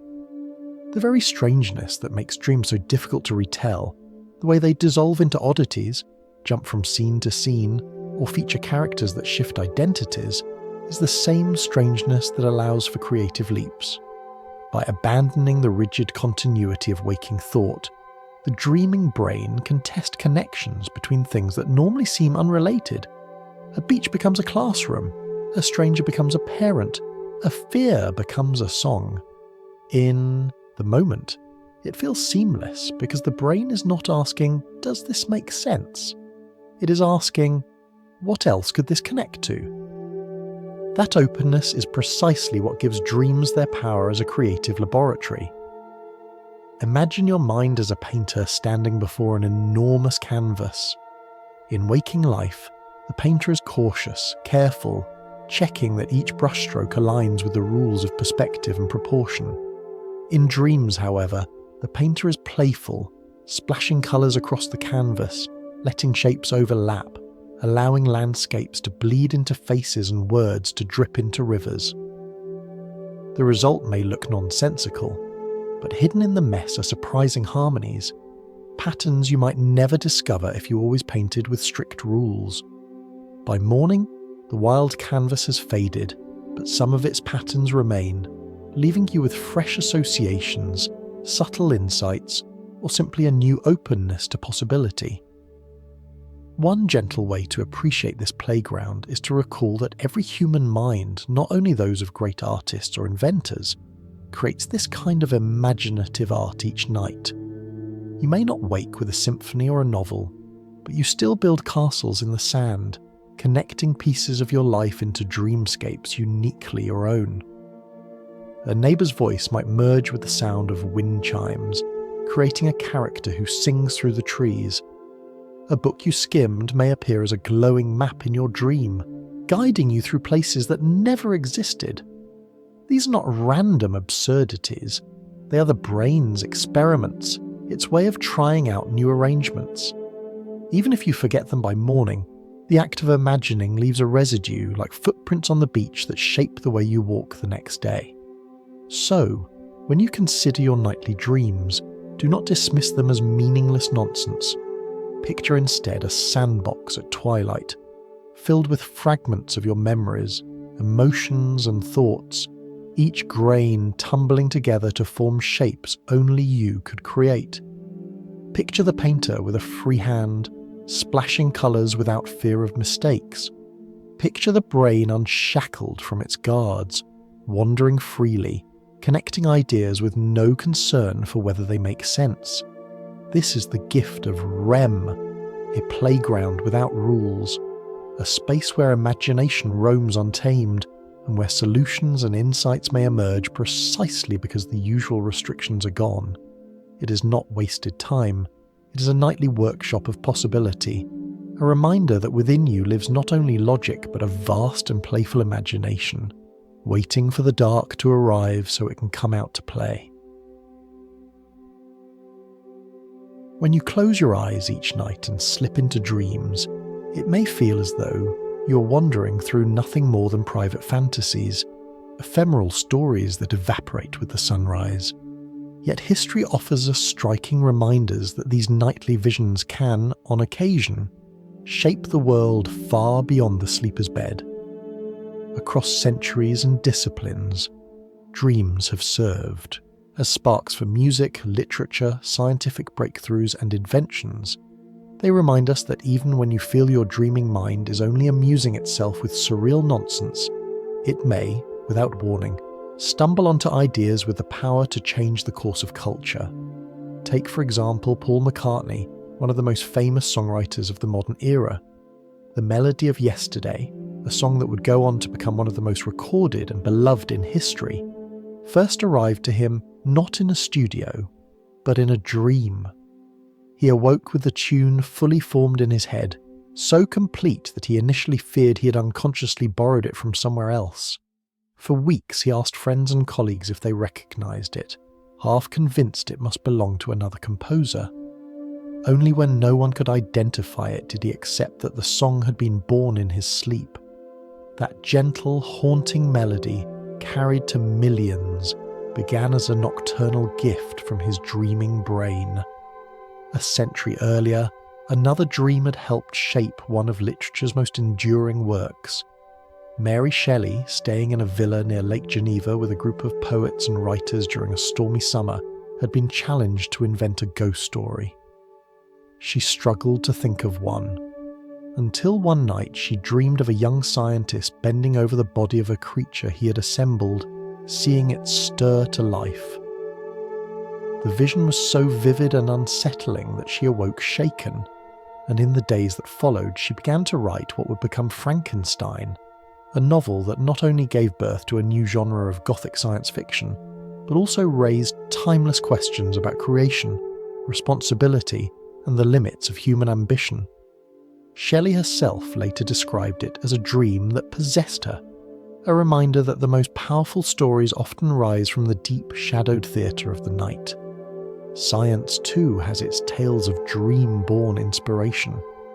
Dmitry Mendeleev, the Russian chemist, wrestled for months with how to organise the elements, searching for a system that would reveal their relationships. Exhausted, he fell asleep at his desk, and in his dream, he saw the elements arranged in rows and columns, each falling into place according to its properties, gaps left open for elements not yet discovered. When he woke, he quickly sketched the table, which became the periodic system we use to this day. Though it took years of refinement, the essential structure, revealed in a dream, proved correct, guiding generations of chemists and shaping the modern world. Mendeleev later admitted that the dream had shown him in minutes what he could not solve in months of labour. These stories can sound almost mystical, as though dreams had supernatural powers to deliver art or science whole and complete. But the truth is no less wondrous, even if it is biological. Dreams give the brain permission to recombine what it already knows, to test patterns in a freer, looser way than waking thought allows. McCartney's dream did not conjure new notes from nothing. It rearranged the patterns of music already inside him, presenting them as a gift when his waking mind had stopped striving. Shelley's vision drew from her readings, her anxieties about science, and her fascination with life and death, woven together by the dream into an image powerful enough to inspire a novel. Mendeleev's dream was not magic, but the mind, after months of focused struggle, finally finding clarity when allowed to wander in sleep. Dreams are not oracles, they are laboratories, and sometimes their experiments yield treasures. What these stories remind us is that the creative potential of dreams is not reserved for the famous or the fortunate. Each of us carries a mind capable of such recombinations. You may not wake with a song that will top charts, or a novel that will echo through centuries, or a table that organises the building blocks of matter. But you may wake with a line of poetry that surprises you, an idea for solving a small problem at work, a fresh approach to a painting, or a new way to talk with someone you love. These are not lesser gifts. They are reminders that your brain, in its dreaming state, is constantly inventive, even if most of its creations dissolve by morning. Every dream is a rehearsal of possibility, and sometimes those rehearsals slip into daylight in ways that matter. You can encourage this, if you like, by treating your dreams with a little reverence. Keep a notebook by your bed and jot down fragments upon waking, even if they seem silly. Pay attention to the images that linger, the feelings that refuse to fade. With practice, you may begin to notice patterns, and sometimes those patterns can be nudged into creativity. Artists throughout history have kept dream journals for this reason, not because they expected masterpieces every night, but because they understood that inspiration often hides in the strange folds of the dreaming mind. So tonight, as you drift into REM, remember that you are stepping into the same theatre that once gave the world a song of longing, a story of creation and horror, and a map of the elements themselves. You may not know what your own dreams will bring, but they are no less valuable for being small. The same processes that gifted McCartney, Shelley, and Mendeleev are working inside your brain, quietly shuffling pieces, testing connections, and letting imagination play in the sandbox of the night. Perhaps the result will be nothing more than a forgotten fragment by morning, or perhaps it will be the seed of something that matters deeply to you. Either way, the playground is always there, waiting for you, ready to surprise you with what your mind can do when logic sleeps and imagination wakes. When you're awake, problems can feel like walls. You stare at them, push against them, try to climb, but the structure seems immovable. Your thoughts circle, tracing the same grooves again and again until exhaustion sets in. Then, when you finally surrender and close your eyes, something remarkable often happens. In the dark theatre of dreaming, the wall is not a wall anymore. It becomes a door or a staircase, or sometimes it dissolves entirely, revealing a new path you had not considered. Dreams, by loosening the strict rules of waking thought, allow the brain to approach problems from angles that daylight consciousness resists. They are not bound by logic, and it is precisely this freedom that makes them powerful problem solvers. Scientists have tried to capture this effect in experiments, and though it is difficult to measure imagination, the results consistently show that dreaming minds find connections waking minds overlook. In one study, participants were given word puzzles that seemed unsolvable, pairs of words that required a hidden link. Many struggled and failed during the day, yet after sleeping, particularly after REM-rich naps, a surprising number returned with solutions, reporting that fragments of the answer had appeared in their dreams. In another experiment, people were asked to navigate a tricky maze on a computer. Those who dreamed about the maze performed dramatically better when they tried again, as though the mind had wandered through its corridors in the dark. The conclusion was simple. Dreams are not idle wanderings. They are rehearsals, experiments, and sometimes ingenious investigations. Everyday life confirms what the laboratories suggest. How many times have you set aside a problem in frustration, only to find clarity after sleep? A piece of writing that felt stuck may suddenly flow. A conversation you dreaded may seem easier to handle. Even practical issues, a route through traffic, a recipe, a repair, sometimes resolve themselves with ideas that arrive unbidden in the morning. You may not recall a specific dream that explained the answer, but somewhere in the night, your brain tried out combinations until something clicked. It is as if you hired an overnight detective to keep working while you rested. A detective who operates not with evidence and rules, but with intuition, images, and play. The detective metaphor is a gentle way of picturing what is happening. During REM, your brain is flooded with activity, emotions are amplified, logic is relaxed, and associations are freer. It is the perfect condition for testing unusual connections. The detective flips through files quickly, tossing aside conventional suspects, entertaining wild theories, following leads that waking logic would dismiss. Most of these leads go nowhere, and by morning they are forgotten. But sometimes one of them proves right, and you wake with a sudden sense of clarity. The dream did not hand you the solution fully formed. It simply allowed your mind to wander in places it would not normally go, increasing the chance of stumbling onto something useful. This capacity for problem solving does not always produce world-changing breakthroughs like Mendeleev's periodic table, but it often produces the smaller, quieter insights that make daily life smoother.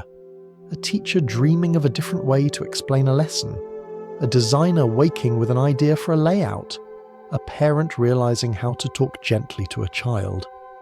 These may not be recorded in textbooks, but they matter deeply in the lives they touch. Each is the product of the brain's willingness to wander through problems in the forgiving light of dreams. Even the surreal, seemingly irrelevant aspects of dreams can play a role. You might dream of searching for a lost key, only to wake with a better sense of what your real-life problem requires. The dream key was not literal, but the act of searching primed your brain to reframe the issue. Or you might dream of building a bridge over water, and the image nudges you toward a compromise in a waking conflict. Dreams speak in metaphors, but metaphors are often more flexible than facts. They allow the brain to sidestep rigid categories and test solutions in symbolic form. This is why dream-inspired problem-solving often feels poetic rather than logical. It comes not as a straight line of reasoning, but as an image, a mood, a shift in perspective. It is easy, of course, to laugh at the idea of trusting dreams to solve problems. After all, most dreams dissolve into nonsense. Penguins serving you tea, elevators that climb sideways, old classmates merging into celebrities. Yet even these absurdities are not without function. They represent the brain's willingness to recombine, to test, to play. And play, in the broadest sense, is the foundation of creativity. Children learn through play, artists explore through play, scientists experiment through playful curiosity. Dreams are the brain's version of this process at night, when the usual constraints are lowered and the playground is open for anything. So perhaps the invitation is simple. When you're struggling with a problem, let it rest. Do what you can, but then trust your sleeping mind to take a turn.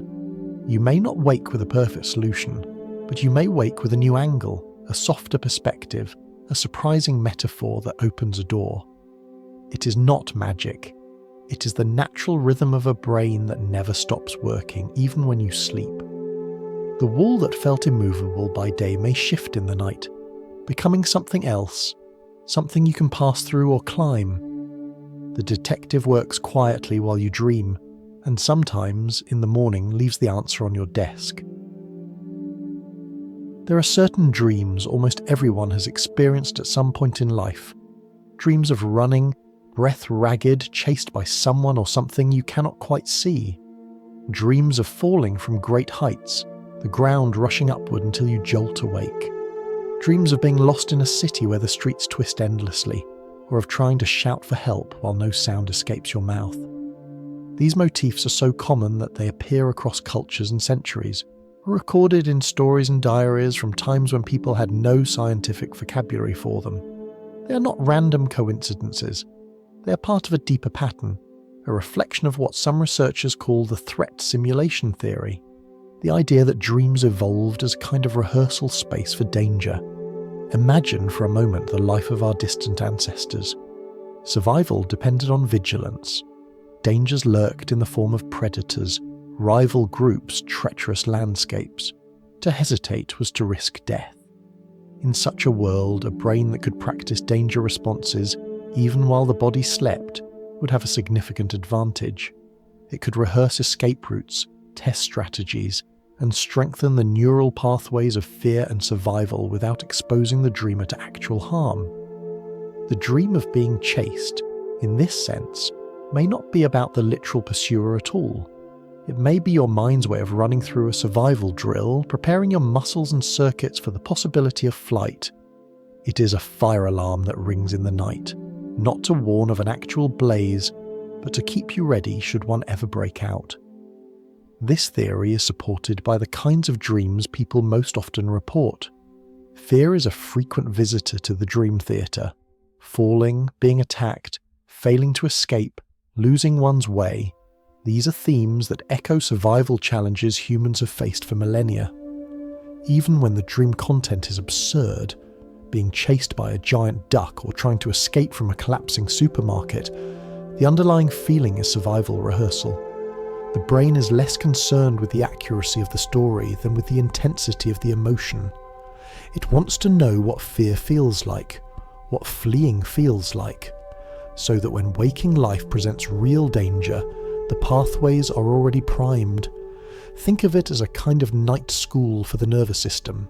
By day, you navigate real environments.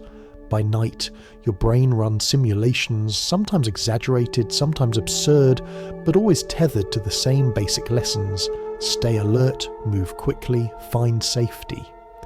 Just as flight simulators train pilots to handle emergencies without risking real crashes, dreams train the mind for hazards without risking the body. The surreal disguises, monsters, collapsing bridges, endless staircases, are costumes. Beneath them lies the simple rehearsal of threat and response. Everyday experiences provide gentle evidence of this. A child afraid of school may dream of being chased, their anxiety translated into the primal language of pursuit. An adult worried about failing at work may dream of falling endlessly, the fear of collapse made physical. Someone feeling lost in their personal life may dream of wandering through mazes, unable to find the exit. These dreams are not literal prophecies, but metaphorical rehearsals, giving the dreamer a chance to face fear in a safe environment, buffered by the walls of sleep. You may wake unsettled, but your brain has practiced the feeling, making you just a little more prepared for life's real anxieties. From an evolutionary perspective, this makes sense. Consider two individuals, one whose brain simply rests at night, and another whose brain runs nightly drills of threat and escape. The second, over generations, may survive slightly more often, pass on more genes, and eventually shape a species that dreams in order to practice survival. Even if the advantage is small, across millennia, it could be enough to make dreams a permanent feature of human life. This does not mean all dreams are about threats, but it suggests that fear-driven dreams may have been especially important in our evolutionary past. The usefulness of threat simulation is not only physical but psychological. By rehearsing fear in dreams, you may wake less overwhelmed by it in daylight. Nightmares, while unpleasant, give you a chance to process intense emotions in symbolic form, much like an actor practicing a dramatic scene before performing it on stage. You may not enjoy the rehearsal, but it makes you more capable when the curtain rises in real life. Even repeated nightmares, which can feel tormenting, can sometimes be reshaped into less terrifying versions as the brain slowly learns to manage the emotions involved. This is not always easy. Trauma can make nightmares relentless, but the underlying mechanism still reflects the brain's determination to prepare and adapt. Think of how you sometimes wake from a nightmare, heart pounding, breath shallow, and then, minutes later, feel a strange relief. The fear is gone, the body calms, and you may even sense that you've faced something important. It is as though the dream let you touch the edges of terror without being consumed, building resilience in small, hidden increments. This is not to say every nightmare is helpful. Some are exhausting, even damaging, but it reminds us that fear in dreams is not purely pointless. It has roots in the oldest task of the brain: survival. So the next time you find yourself chased through dark alleys, tumbling from cliffs, or wandering through endless mazes in your sleep, pause before dismissing the dream as meaningless nonsense. Instead, picture it as a kind of night drill. Your brain staging a rehearsal so that when real challenges arrive, you are not entirely unprepared. The shadows that chase you are not enemies but teachers. They're lessons hidden in costumes of absurdity. You may wake safe in your bed, but the rehearsal has left its mark, making you a little more practiced at facing what life may throw your way. Dreams, in this light, are not only stories, they are simulations, survival scripts, shadow plays that keep you ready for the unpredictable theatre of waking life. If survival dreams prepare us for the dangers of predators and falls, then another class of dreams prepares us for challenges just as critical: our social lives. For humans, survival has never depended only on strength or speed. It has depended on bonds, with families, with friends, with tribes and communities, to be accepted, to cooperate, to reconcile after conflict. These are as vital to our survival as knowing how to run from danger. And so it makes sense that many of our dreams are not about battles with wild beasts, but about conversations, arguments, and reunions. Dreams are a theatre not only for threat simulation, but for social rehearsal, where the cast is drawn from the faces of our waking lives, and the scripts echo the subtle dramas of belonging. Think of the kinds of dreams you most often recall. They are rarely solitary.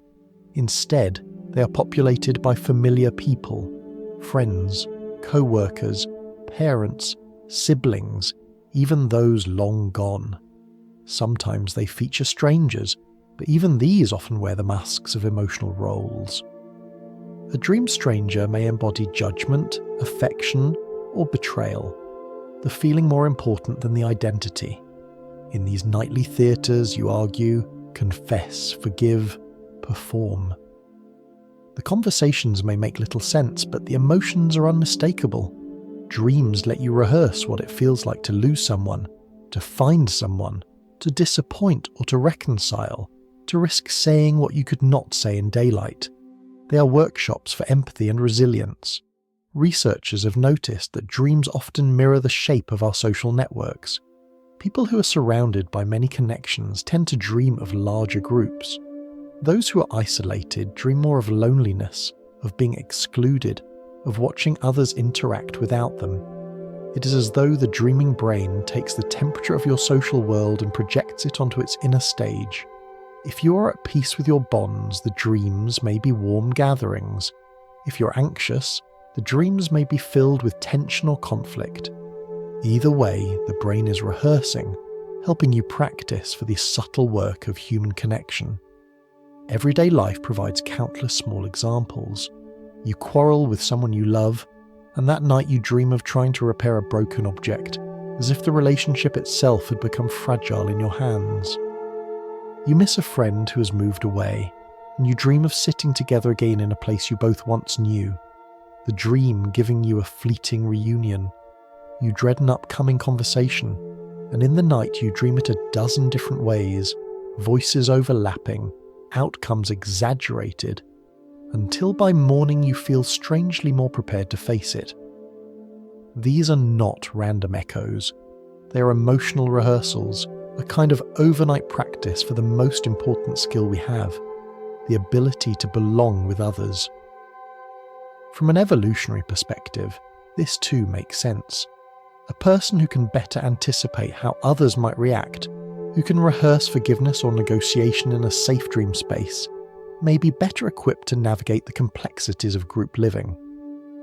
Over time, those who dreamed more socially may have been more adept at maintaining alliances, smoothing conflicts, and strengthening bonds. Dreams, then, may not only prepare us to survive danger, but also to survive each other, to live together in communities where cooperation matters as much as individual courage. There is a gentle beauty in this idea. It suggests that even your strangest conversations in dreams are not wasted nonsense but quiet lessons in empathy. When you wake from a dream where you reconciled with someone who has passed, you may carry a small measure of peace. When you dream of confessing something you could never say in daylight, you may wake with the courage to be a little more open. When you dream of being excluded, you may wake more aware of your longing for connection. Dreams, in their surreal language, are giving you practice in understanding, forgiving, longing, belonging. They are the soft stage on which the heart learns to speak. Of course, not all social dreams are comforting. Nightmares, too, can take social form, being laughed at by a crowd, failing in front of others, losing a child in a crowd. These are painful, but they are also rehearsals, helping you face fears of rejection, humiliation, or loss. They remind you of what you value most, the approval of others, the safety of those you love, and they let you practice those feelings in symbolic form. The rehearsal may not be pleasant, but it can make you more resilient, less surprised by the intensity of emotion when real life delivers its own challenges. You can see this rehearsal at work in children, whose dreams are often filled with teachers, classmates, and family dramas, even more than with monsters.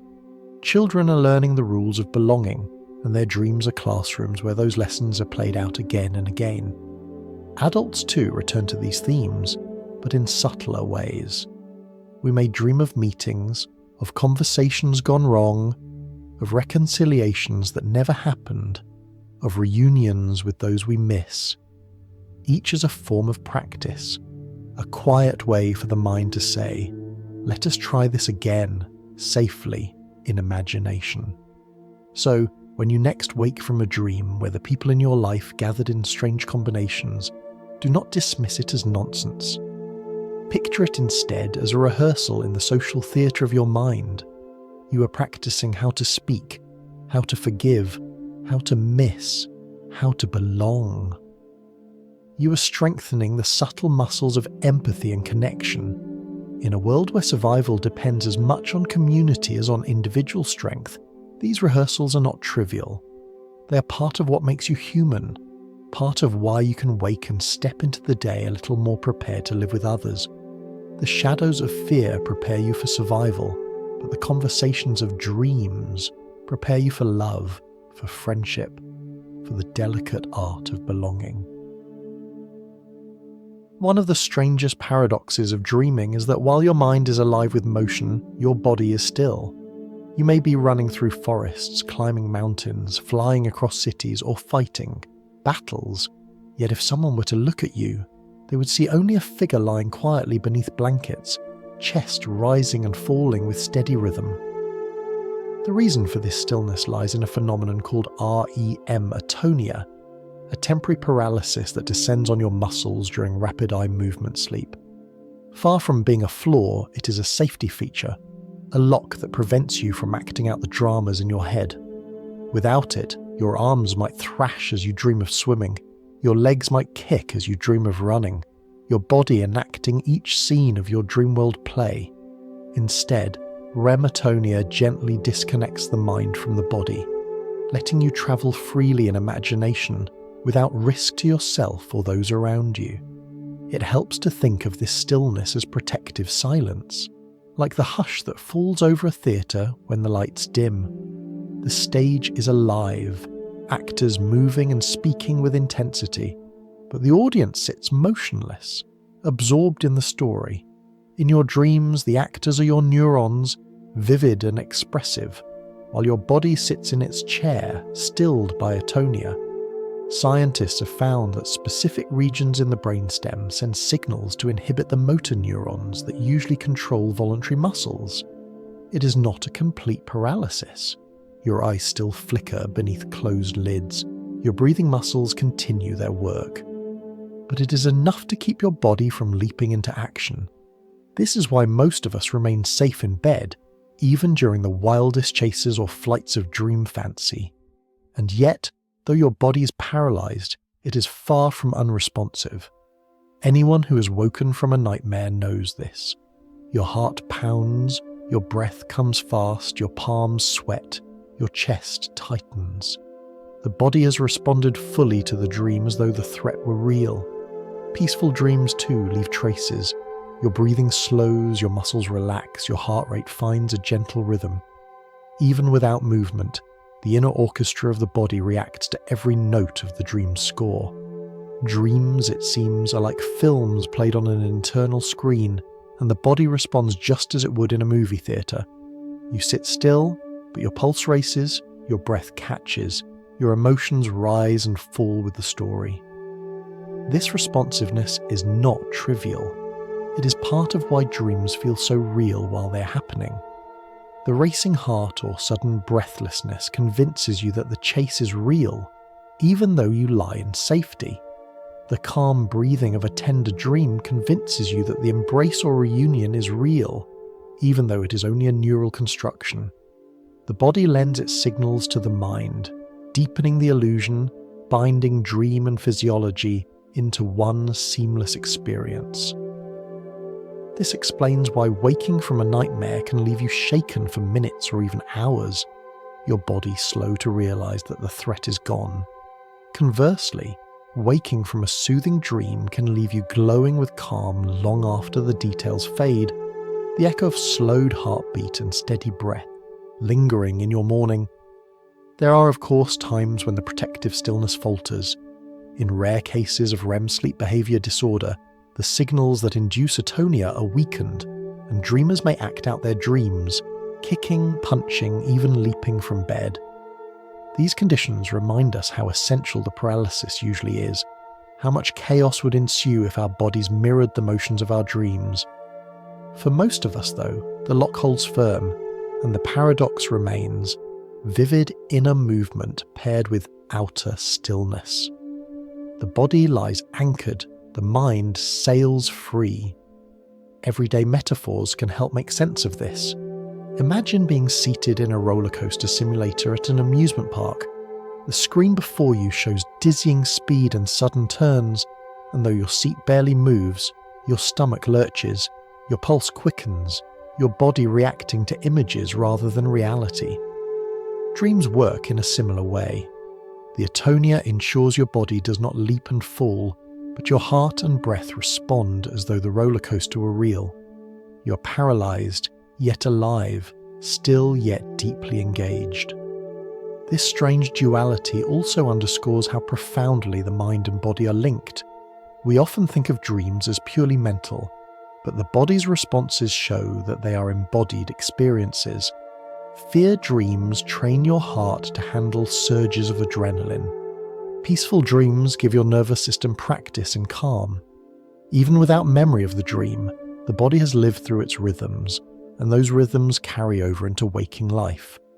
In this way, REM atonia is not just protection.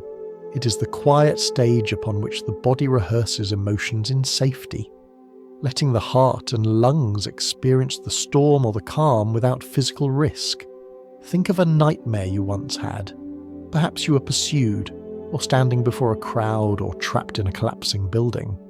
You woke with your chest heaving, your skin damp, your heart pounding against your ribs. That memory remains not only as a story but as a bodily sensation.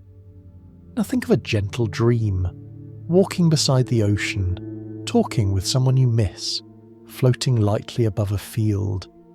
You woke with a softness in your breath, a steadiness in your chest. That memory too is stored not just in images but in the body. Each night, through the paradox of REM atonia, you're given the chance to live whole worlds without leaving your bed, to rehearse the full range of human feeling while remaining safe and still. So tonight, when you fall asleep and your muscles gently fall into that protective silence, remember that your body is not failing you. It is caring for you. The stillness is the guardian that lets your dreams unfold without harm, while your heart and breath continue to dance to the music of imagination. You're paralyzed, yes, but you're also alive in ways that are richer than waking life often allows. The theatre is playing, the audience is hushed, and you're both performer and witness in the curious paradox of dreaming. If you think of sleep only as rest, you miss half its magic.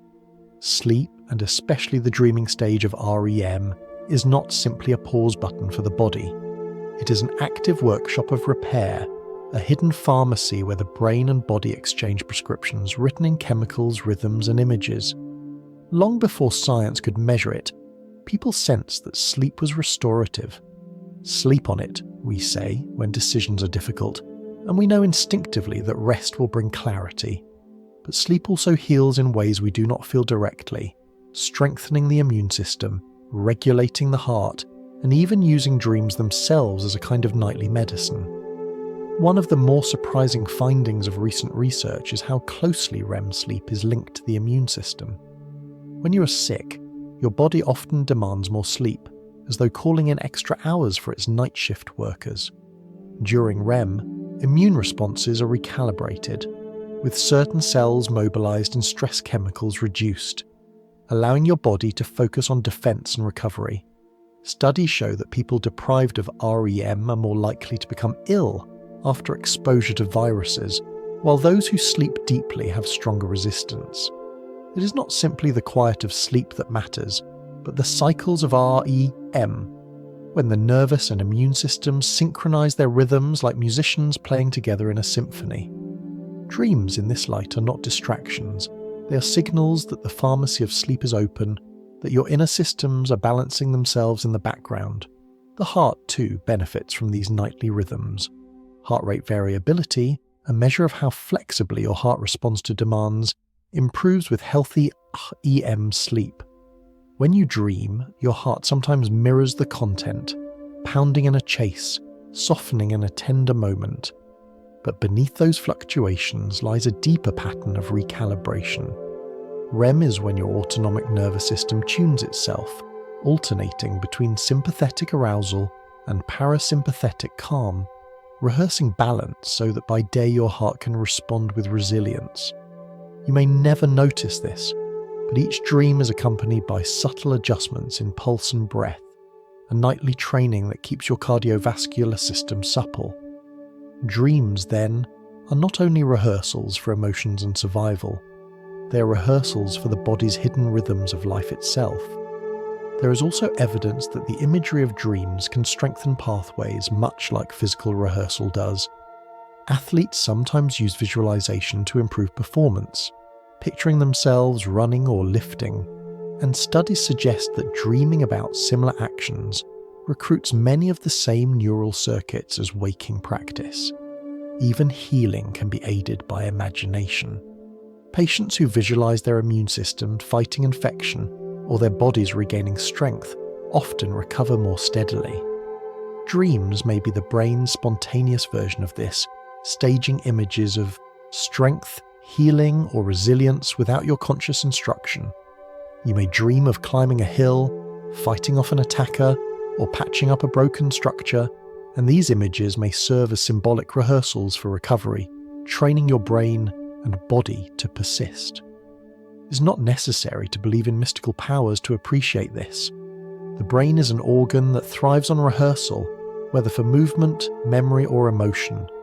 Dreams are its nightly laboratory, and the experiments it runs can affect the whole body. Think of them as prescriptions written not in pills but in images. A dream of flying may soothe anxiety, lowering stress chemicals. A dream of reunion may calm the heart, boosting parasympathetic tone. A dream of surviving danger may strengthen resilience, shaping immune response. The prescription is rarely remembered in the morning, but the effect lingers in the body.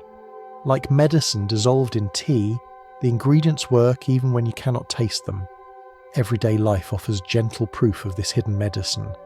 After a period of grief, you may notice that your dreams gradually shift from anguish to softer memories, and as they do, your body feels lighter, your chest less heavy.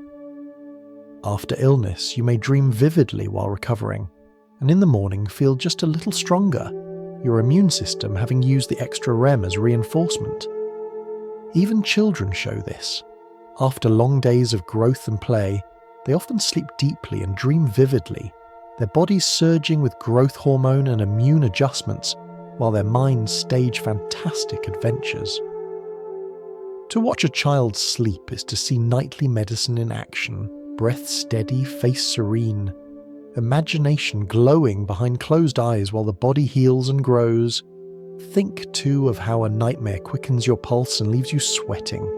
It shows how powerfully dreams reach into the body for better or worse. If fear can make the heart race in sleep, then comfort can slow it. Resilience can strengthen it. Imagery can rehearse healing. The line between mind and body is not a wall but a bridge, and dreams walk that bridge every night. They are storytellers and physicians at once, carrying messages and medicine in the same script. So tonight, when you close your eyes and let the dream factory open its doors, remember that what feels like fantasy is also physiology. Behind the wild imagery of your dreams, your immune system is being tuned, your heart is rehearsing its rhythms, your body is quietly rebuilding itself. You may not wake remembering the dream, but you will wake carrying its medicine. In this way, dreams are not wasted illusions. They are whispers of healing, a nightly pharmacy hidden inside the theatre of the mind. For most of human history, dreams belonged entirely to the dreamer. They were private landscapes, visible only to the one asleep, shared only if the dreamer chose to tell the tale. No priest or physician, no philosopher or friend could step inside to witness them directly. But in recent decades, science has begun to do something extraordinary, to peer, however faintly, into the hidden theatre of dreams. With the help of machines that measure brainwaves and scanners that map blood flow, researchers are learning to glimpse the outlines of the stories playing in the mind's eye. It is not yet the same as watching the dream itself, but it is close enough to feel both wondrous and unsettling. The first tools were simple. Electroencephalography, or EEG, allowed scientists to place small electrodes on the scalp and record the rhythms of the brain. By watching these electrical patterns shift, they could tell when someone entered REM sleep, when the brain became active, and when vivid dreaming was most likely to occur. EEG gave us the first maps of sleep stages, the broad architecture of the night. But it was like listening to the hum of a city from far away, useful for knowing when the lights turned on, but not detailed enough to reveal the faces in the crowd or the stories unfolding in the streets. Then came functional magnetic resonance imaging, or fMRI, a way to track changes in blood flow across the brain. By sliding sleepers into these enormous machines, researchers could watch which regions lit up during dreaming. They saw the visual cortex blazing as if the sleeper were truly seeing, the amygdala glowing with emotion, the prefrontal cortex dimming in surrender. From this, they confirmed what dreamers already knew. Dreams feel real because the brain's sensory and emotional regions are deeply engaged. But fMRI also opened a new possibility. If certain patterns of activity correlated with certain kinds of images, could scientists eventually predict, even reconstruct, what a person was dreaming? The idea might sound like science fiction, but early experiments suggest it is not impossible. In one study, researchers woke people repeatedly during light sleep and asked them to report what they had been seeing. By matching their reports to patterns of brain activity, the scientists trained algorithms to recognize certain categories: faces, landscapes, words, movement. Later, by observing the brain patterns without waking the dreamer, the algorithms could predict, with surprising accuracy, whether the dream contained a person, an object, or a place. It was not a full movie, not yet, but it was a translation of neural whispers into rough imagery. More recent work with artificial intelligence has taken this further, attempting to reconstruct dreamlike pictures from fMRI scans. The results are blurred and ghostly but uncanny. Shapes resembling animals, buildings, or human figures, echoes of the dream caught in the net of technology. This raises both excitement and unease. On one hand, the possibility of glimpsing another person's dreams feels like unlocking a door that has always been closed. Imagine the insights it could bring into mental health, memory, creativity, even the mysteries of consciousness itself. On the other hand, dreams are among the most intimate of human experiences, often filled with desires, fears, and confessions we do not share even with ourselves. What happens if machines can read them without our permission? Would we lose the last private sanctuary of the mind? Or would we learn to guard our dreams more carefully, treating them as treasures rather than curiosities? The questions remind us that science, in reaching further, must also walk with caution. It is worth noting that for now, dream decoding remains crude, more an outline than a portrait. No machine can yet play back your dream like a film. No AI can reconstruct every detail of your nightly adventures. What exists are glimpses, like catching sight of shadows on the curtain. But even these shadows are enough to remind us how much the brain reveals when it dreams. Your neurons are not only generating images for you, they are producing patterns strong enough to be measured from the outside. To lie in a scanner while your mind paints its secret stories is to realize that dreaming, while private, is also deeply physical, written in blood flow and electricity. Perhaps the most beautiful way to think of this is not as surveillance but as translation. Dreams have always spoken in symbols, and science is simply learning another way to listen. The EEG's squiggles, the fMRI's glowing maps, the AI's blurred reconstructions, these are like translations into another language, imperfect but revealing. They do not capture the dream itself, but they remind us that dreaming is not mystical vapor. It is biology, imagination grounded in the flesh of the brain. And yet, even as science draws closer, something essential remains untouched: the subjective experience, the way it felt to you. No machine can yet taste the sweetness of a joyful dream or the sting of a nightmare. Those remain yours alone. So as you drift tonight into the privacy of your own dreams, remember that somewhere in the world, machines are humming, researchers are watching brainwaves flicker, algorithms are trying to piece together what dreamers see. But also remember that no matter how close science comes, the heart of the dream, the personal meaning, the felt sense of being there, remains something only you can know. Perhaps it will always be so. Perhaps the dream will always be both visible and invisible, measurable and mysterious, a place where science and poetry meet but never fully merge. That is part of their beauty, that even when peered into with electrodes and scanners, dreams retain their mystery, whispering that some parts of the mind are meant to be glimpsed, but never fully captured. Most nights, dreams carry you as a passenger. You're swept along in stories you did not choose, reacting to events that seem to come from nowhere, following scripts that unravel without your consent. You run, you fly, you speak, you stumble, and when the curtain falls, you wake. But every so often, something different happens. In the middle of the dream, you realize it is a dream. Perhaps you notice something impossible, the laws of gravity failing, a long-lost friend speaking in the wrong voice, a room shifting like a kaleidoscope, and suddenly a light flickers on in your awareness. You think, this cannot be real. I must be dreaming. And in that instant, you're no longer just a passenger. You're awake inside the dream. This rare state is known as lucid dreaming, and it is one of the most fascinating frontiers of the sleeping mind. Lucidity is a peculiar blend of two states we normally keep separate. On one hand, you are dreaming, immersed in a surreal world where landscapes shift and stories bend. On the other, a part of your waking consciousness is stirred, the part that reflects, that recognizes, that questions.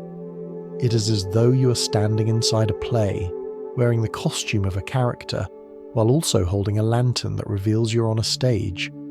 You continue to act, but with awareness that the scene is not real.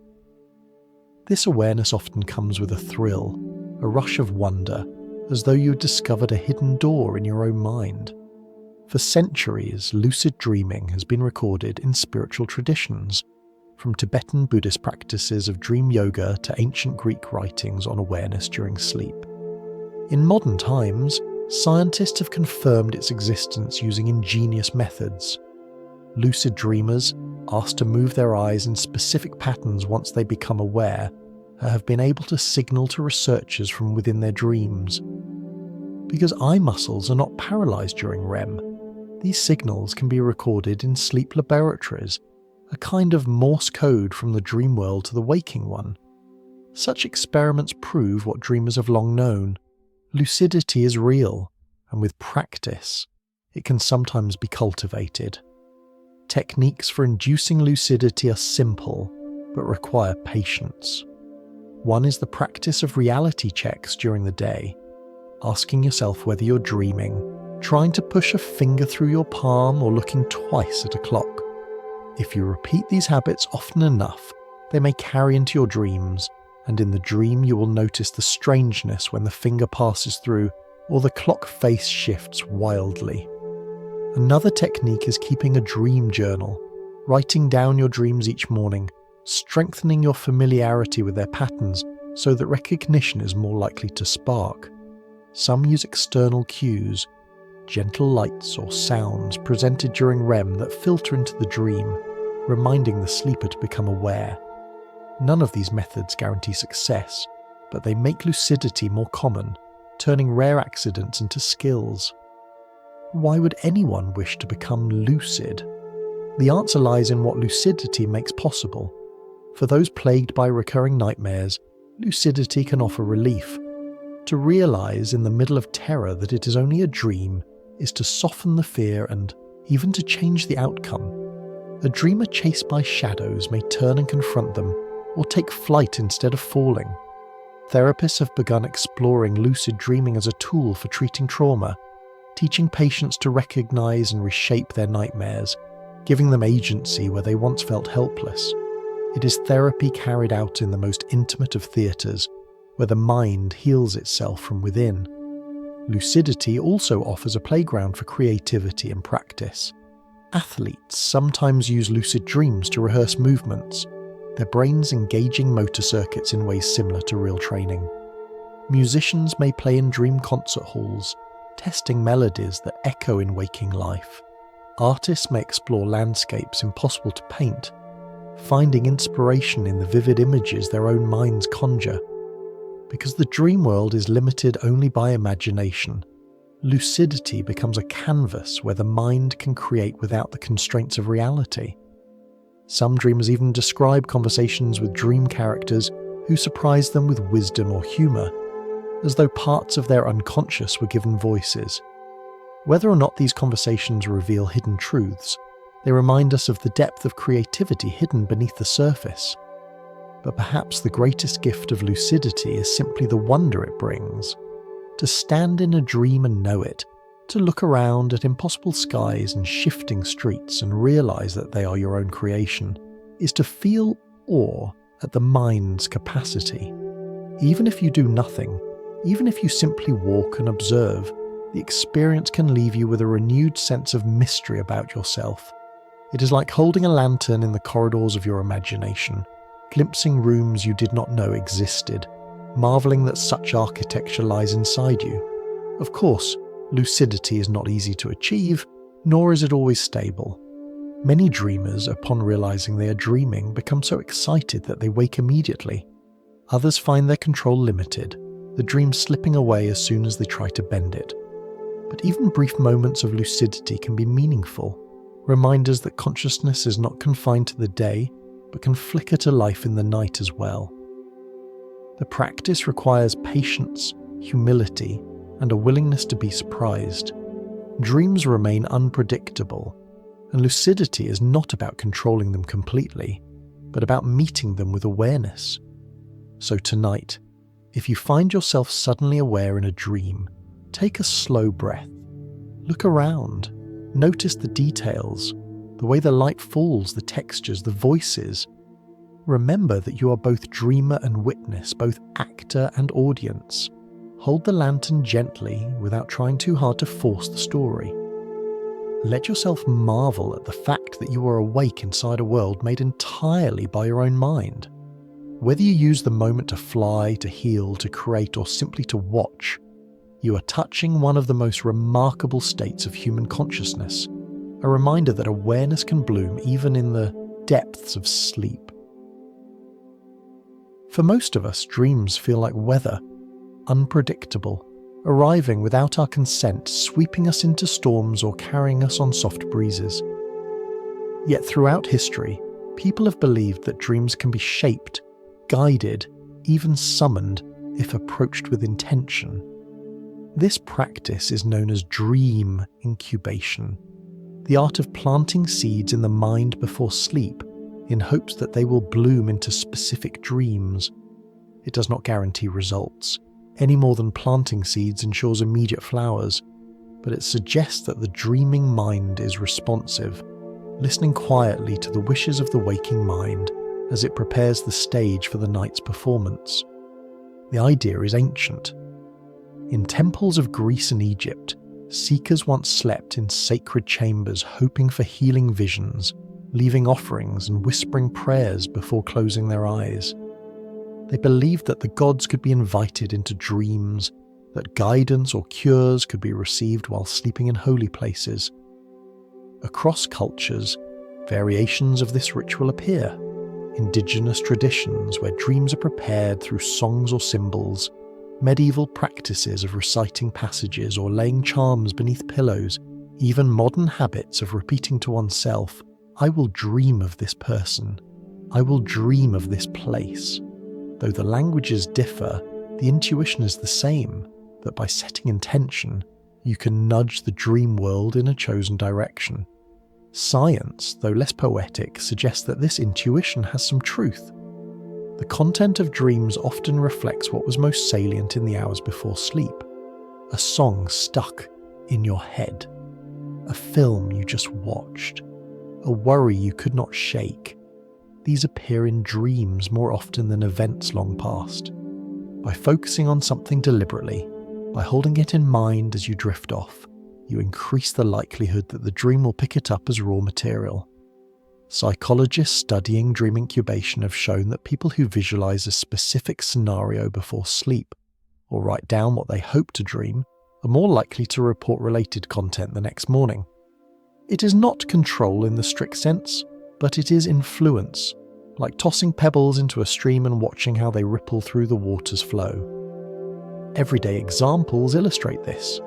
You may fall asleep hoping to dream about a vacation and find yourself walking sandy shores in the night, the sound of waves mingling with your imagination. You may miss someone you love, and by holding their face in mind before bed, you might meet them again in dreams, even if only for a fleeting moment.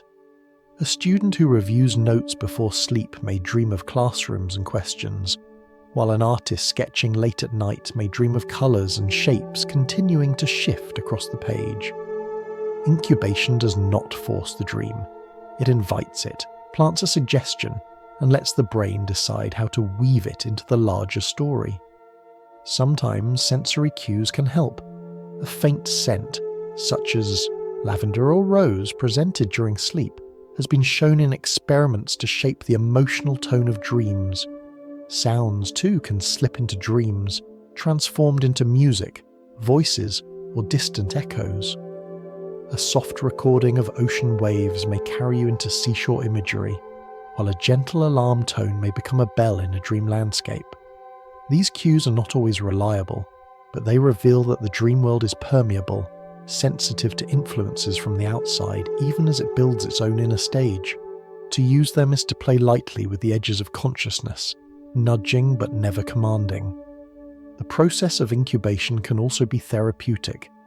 People who struggle with recurring nightmares sometimes use it to try rewriting the script, imagining a different outcome before bed and asking the dream to follow. A person who repeatedly dreams of being chased might visualize turning to face the pursuer or finding a hidden door to safety. By rehearsing this new version, they plant a seed that occasionally grows into a dream where they feel more in control. Others use incubation for creativity, setting an intention to dream about a painting, a melody, or a solution to a problem. Sometimes the dream responds, offering fragments that, while imperfect, spark inspiration in the waking mind. But incubation should not be confused with mastery. Dreams remain unpredictable, resistant to control. You may ask for a reunion with someone you miss and instead find yourself dreaming of waiting in an airport where they never arrive. You may hope for a dream of flying and instead dream of climbing endless stairs, yet even these variations can be meaningful. The dream responds not always with what you ask for, but with what your deeper mind chooses to reveal. Incubation is a conversation, not a command. It is like planting seeds in a garden, where the soil has a mind of its own. You may get flowers, or you may get unexpected wild growth, and both can be beautiful. To practice dream incubation is to treat your dreams with respect. It is to recognize that they are not random noise but responsive landscapes, open to influence. Even if you never succeed in summoning the exact dream you want, the very act of preparing, focusing, visualizing, whispering intentions changes your relationship with sleep. You step into the night not as a passive passenger, but as a quiet collaborator, offering the dream a starting point and then surrendering to its unfolding. There is something gentle and humble in this approach, a reminder that while we cannot control everything, we can participate in shaping the stories our minds tell us at night. So tonight, if there is something on your heart, a question, a longing, a memory, try holding it softly as you drift into sleep. Picture it, speak it, write it down, plant the seed, and let it rest in the soil of your imagination.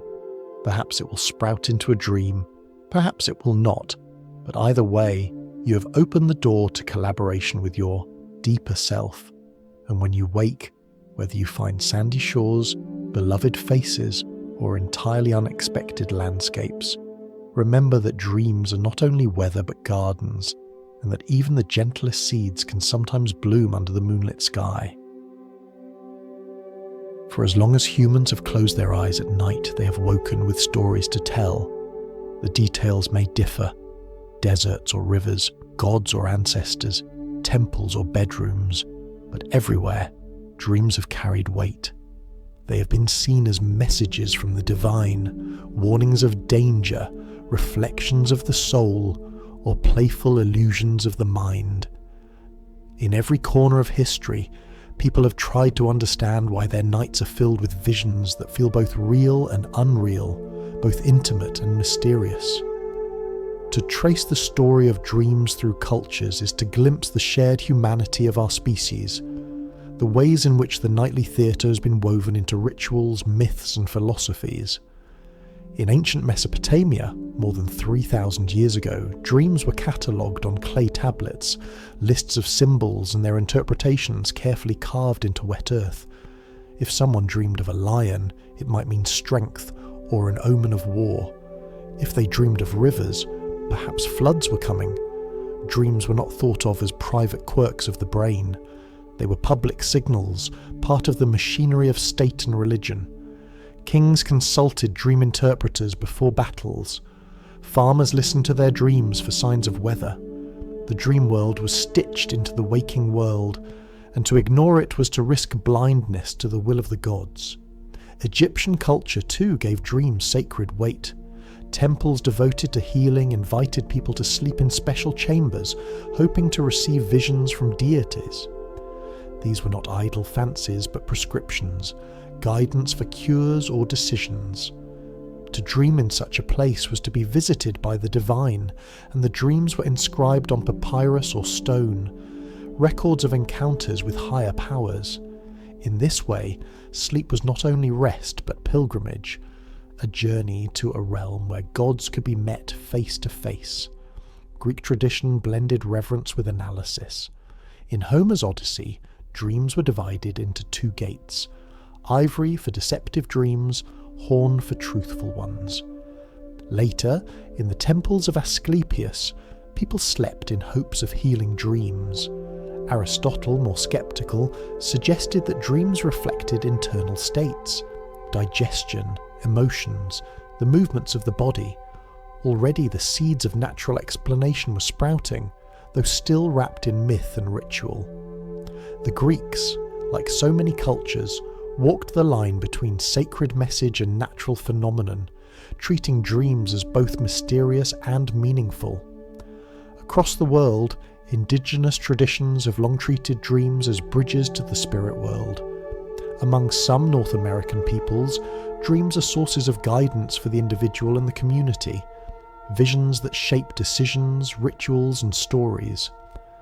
The dreamcatcher itself, with its delicate web meant to filter out harmful dreams, is a symbol of this belief in the porous boundary between sleep and spirit. In Australia, the dream time describes a sacred era of creation, accessible through visions and stories where ancestors shaped the land and its laws.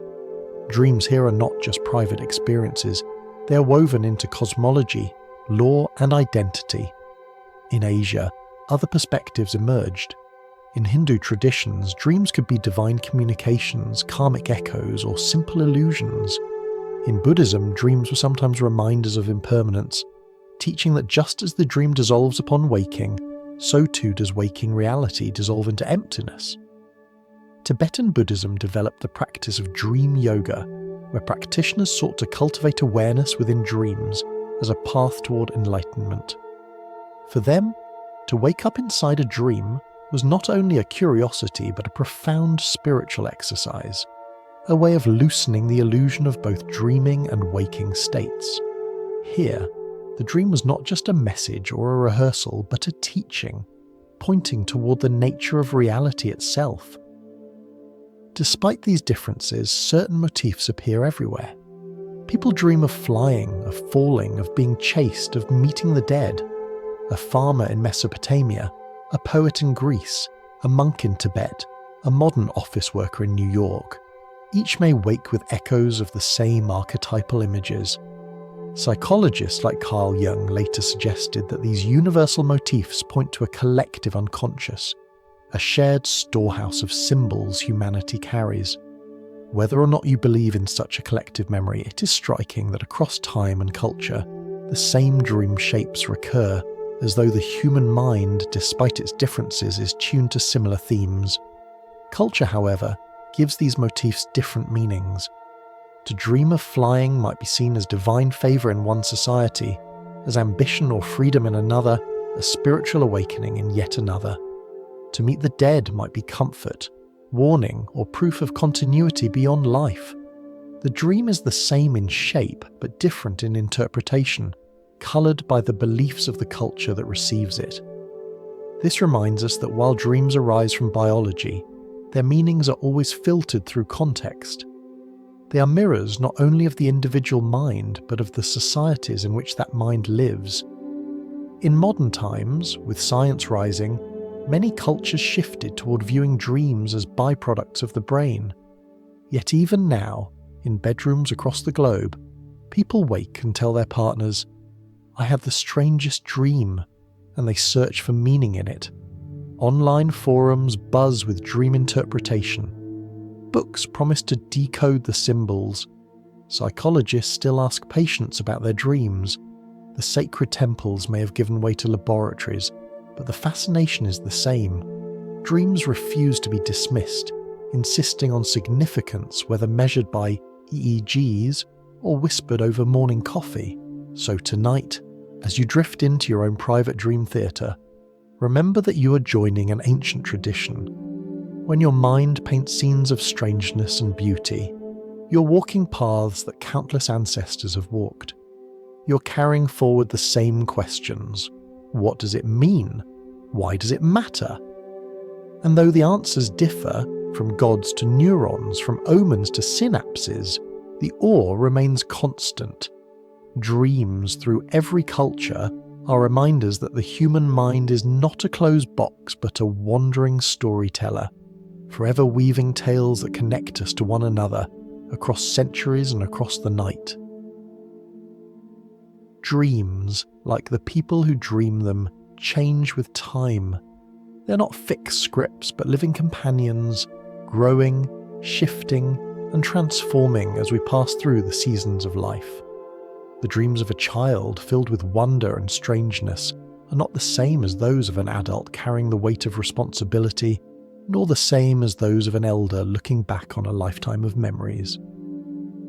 To follow the arc of dreams across childhood, adulthood, and elderhood is to watch how the mind's nightly stories evolve, reflecting the changing priorities of the heart and the brain. In childhood, dreams often wear the clothes of magic. The line between imagination and reality is still soft, and so the dream world feels like an extension of play. A child might dream of talking animals, enchanted forests, superheroes flying through familiar neighbourhoods. These dreams are often fantastical, bright, unbound by the limits of waking logic. They reflect the child's mind, which is still learning to distinguish what is possible from what is pretend. But childhood dreams are not only whimsical, they can also be deeply fearful. Monsters under the bed, shadows in closets, getting lost in strange places. These are common themes. They are in many ways the threat simulations of early life, rehearsals for fears that the child cannot yet name in waking words. A bad dream can send a child rushing to a parent's bed, but it is also a rehearsal for coping with fear, a practice round for navigating uncertainty. Children's dreams are also more fragmented, less bound by coherent stories. Like their waking thoughts, they dart quickly from one scene to another, leaping between images with little transition. A playground becomes a spaceship. A family dinner turns into a race through clouds. It is as though the dream is painting quickly, brushstrokes of imagery piled one upon another, unconcerned with continuity. These fragmented but vivid experiences may help explain why children so often wake eager to recount their dreams, filling breakfast tables with strange, sprawling tales. The dream world for them is another playground, a nightly extension of the imagination that defines their days. As we move into adulthood, dreams shift. They become more symbolic, more tied to the concerns and pressures of daily life. The flying superhero gives way to dreams of missing trains, failing exams, or being unprepared for work presentations. The monsters of childhood are replaced by more subtle threats: social embarrassment, financial worries, complicated relationships. Adult dreams often serve as problem-solving spaces, where anxieties of the day are replayed in metaphor. The locked door you cannot open may represent an unresolved challenge. The endless staircase you climb may reflect striving for goals that feel unreachable.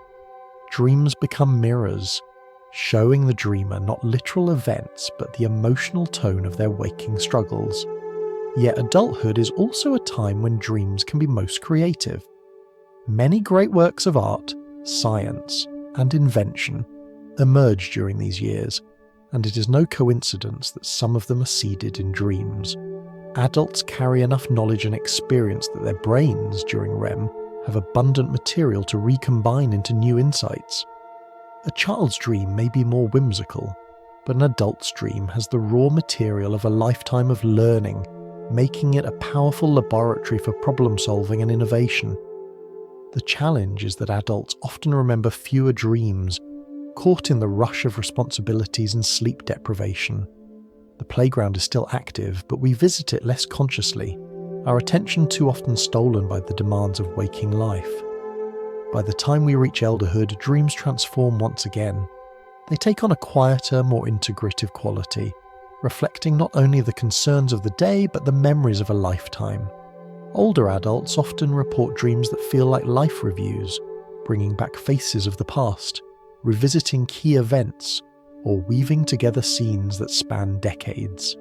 These dreams may carry a tone of reconciliation, as though the mind is sorting through its archives, softening regrets, finding meaning in long-ago choices. Sometimes they bring comfort, reunions with loved ones who have passed, conversations that offer peace. Sometimes they bring challenges, unresolved conflicts resurfacing in symbolic form. But the overall pattern is one of integration, the brain working to weave a coherent narrative from the many threads of a long life. Elder dreams also carry a different emotional weight.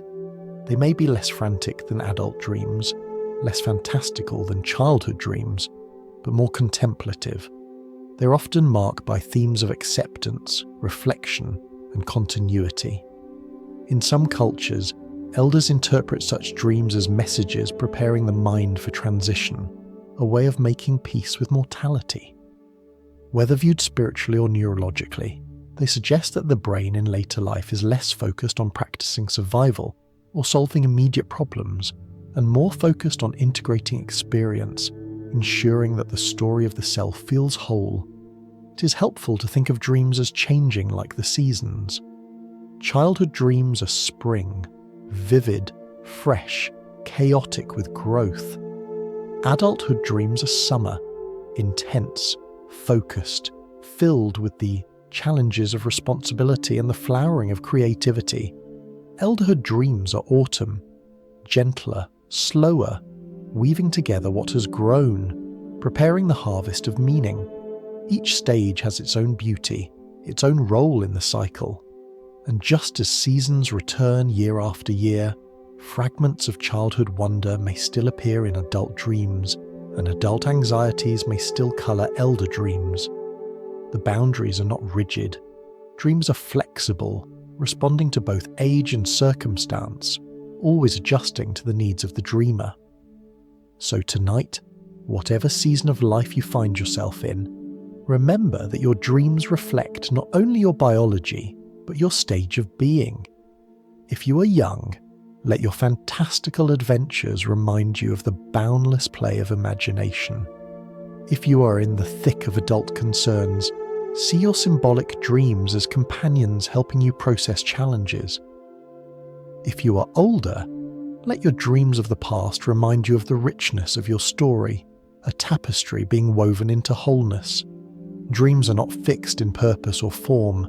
They're companions that evolve with you, reflections of who you are becoming, one night at a time. When you wake in the morning, it feels natural to believe that you have returned to the real world, the solid one where clocks tick, coffee steams and footsteps echo on the floor. Dreams, by contrast, seem fleeting, mere illusions dissolved by daylight. But if you look closely at how the brain works, the distinction is not so sharp. Both waking and dreaming are acts of construction, models of reality built by the mind. In each case, your brain gathers signals, assembles them into coherent images, and presents them to you as if they were the world itself.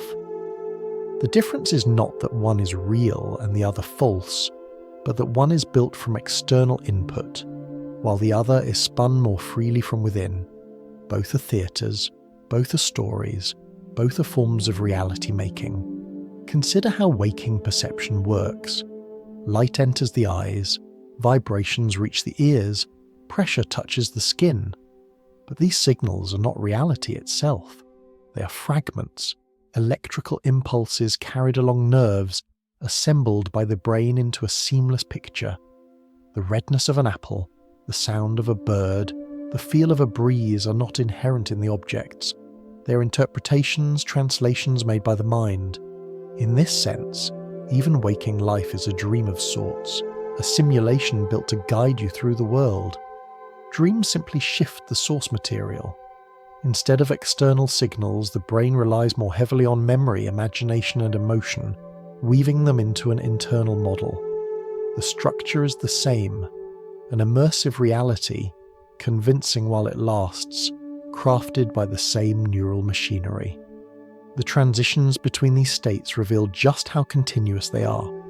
When you're drifting into sleep, you often pass through the hypnagogic state, where thoughts loosen into images, flashes of light or sound ripple across your awareness and the boundaries of reality soften. It is a preview of dreaming, a space where the waking model begins to dissolve and the dream model begins to rise.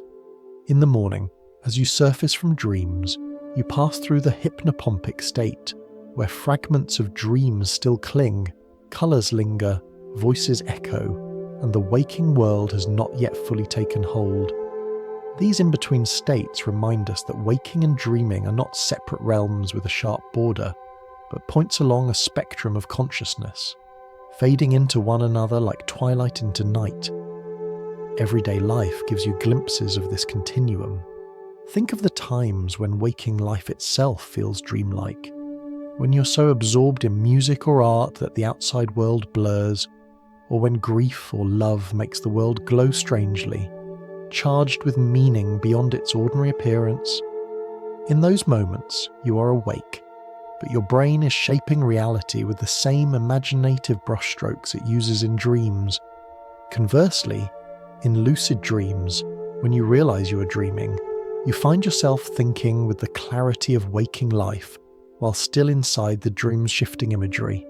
Awareness flows across states, not bounded by strict walls, but by degrees of engagement with sensory input and reflection.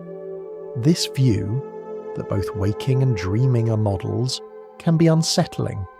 It suggests that reality is always mediated, that what you experience is never the raw world, but a version created by the brain. Yet it can also be comforting. It means that dreams are not mere nonsense, not accidents of sleep, but another mode of reality construction, as valid in their own way as waking experience. They may not guide your footsteps safely across a street, but they guide your emotions, your memories, your creativity. They are models that prepare you, in their symbolic and surreal ways, for the challenges of waking life. The metaphor of weaving may help. Imagine your mind as a loom. During the day, it weaves threads of sensory input, producing a fabric that matches the environment closely enough to keep you safe and oriented. At night, the loom does not stop.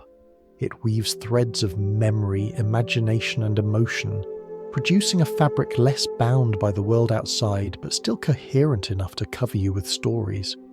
Both fabrics are garments you wear.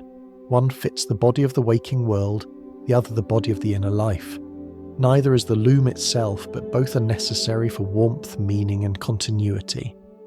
When you think of dreams this way, as alternate reality models, it changes how you approach them.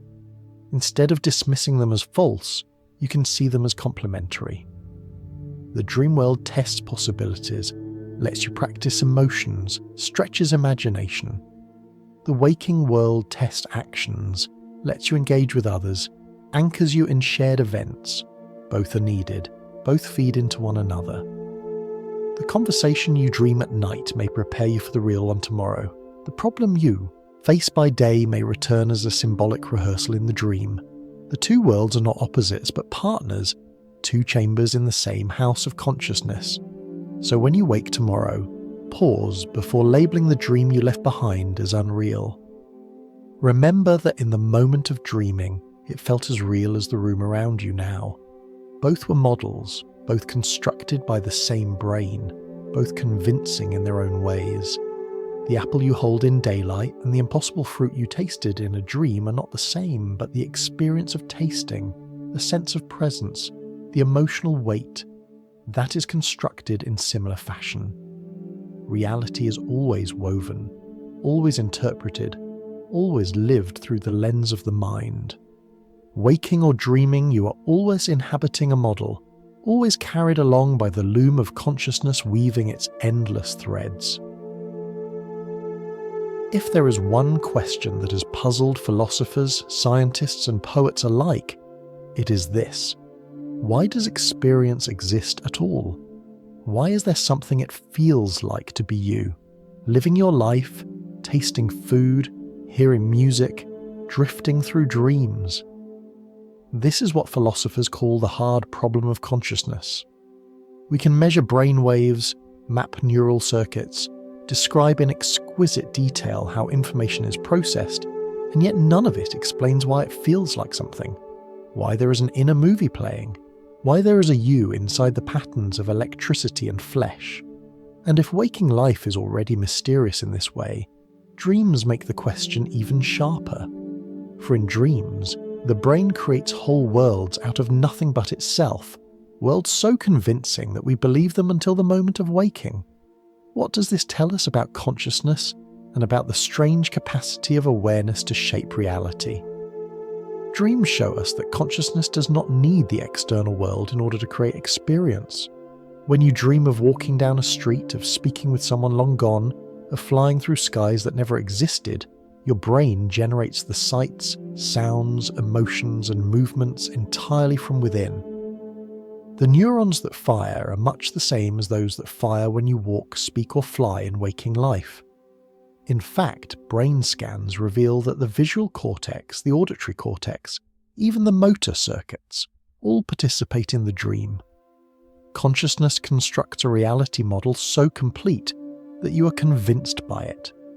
This suggests that the feeling of reality is not given to us by the outside world, but generated by awareness itself.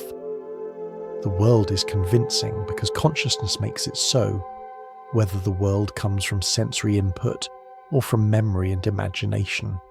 This has profound implications. It means that your sense of being here is not tethered to the external environment in the way you might assume. It can be produced by the brain alone, with no light entering the eyes, no sound reaching the ears. Dreams, in this way, are a natural laboratory of consciousness. Dies nightly demonstration that awareness creates its own theatre. They remind us that experience is not a mirror of the world, but a construction, and that the same machinery that builds waking perception also builds dreamscapes. To study dreams is to study consciousness in its purest form, stripped of the anchors of external input, revealing how awareness weaves entire worlds out of its own fabric. Philosophers have long intuited this. Descartes wondered how he could be sure that waking life was not itself a dream. The Upanishads, ancient Indian texts, described waking, dreaming, and deep sleep as layers of consciousness, all expressions of the same underlying awareness. In Buddhist philosophy, dreams are often invoked as metaphors for the illusory nature of reality, pointing to the way both states arise from the same ground of mind. And today, neuroscientists echo these reflections, noting how the brain's reality-making capacity blurs the boundary between what we call real and what we call dreamed.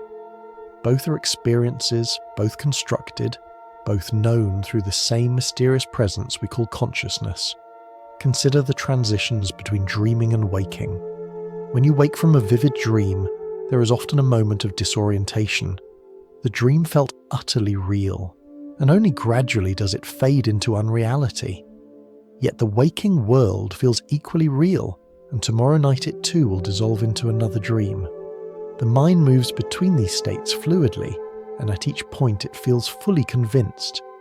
This suggests that reality, for us, is not something fixed outside, but something felt inside, defined by the conviction of consciousness. To be conscious is to believe in the world one is given, whether by neurons responding to light or by neurons weaving images in the dark. This brings us back to the hard problem. Why does any of this feel like something at all? We can describe the processes, but the presence of experience itself, the glow of being, remains a mystery. Dreams make that mystery sharper because they show how the brain can generate whole universes of experience with no external input, and still, it matters to you. Still, you feel joy, fear, wonder. The dream might vanish by morning, but the consciousness that lived through it was real. In that sense, dreams highlight the enigma of awareness not as an abstract puzzle, but as a lived truth. You know you were there, even if there never existed.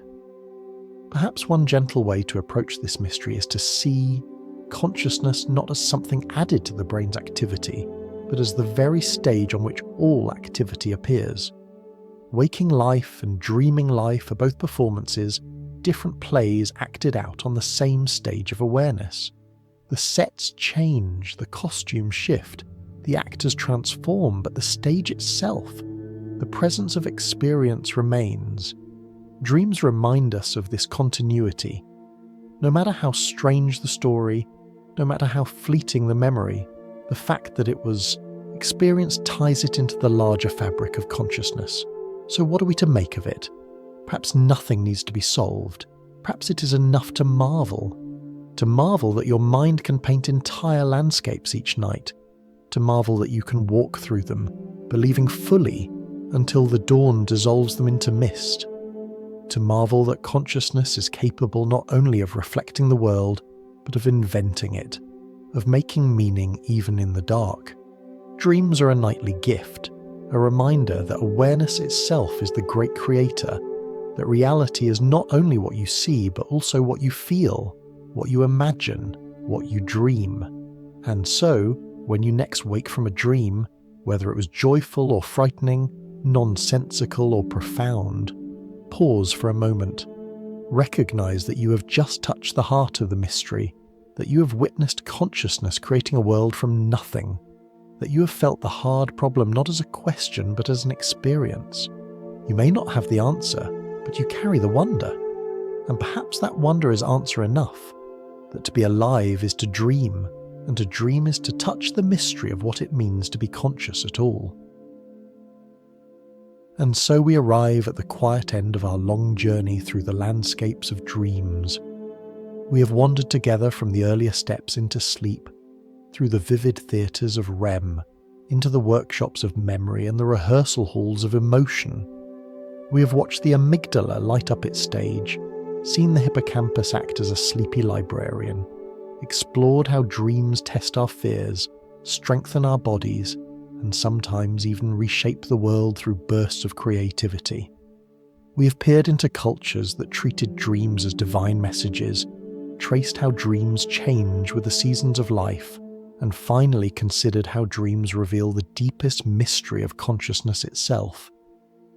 Now, as the circle closes, we pause not to add new answers, but to rest in the gentle reassurance that all of this, the wildness, the strangeness, the fleetingness, is part of what makes us human.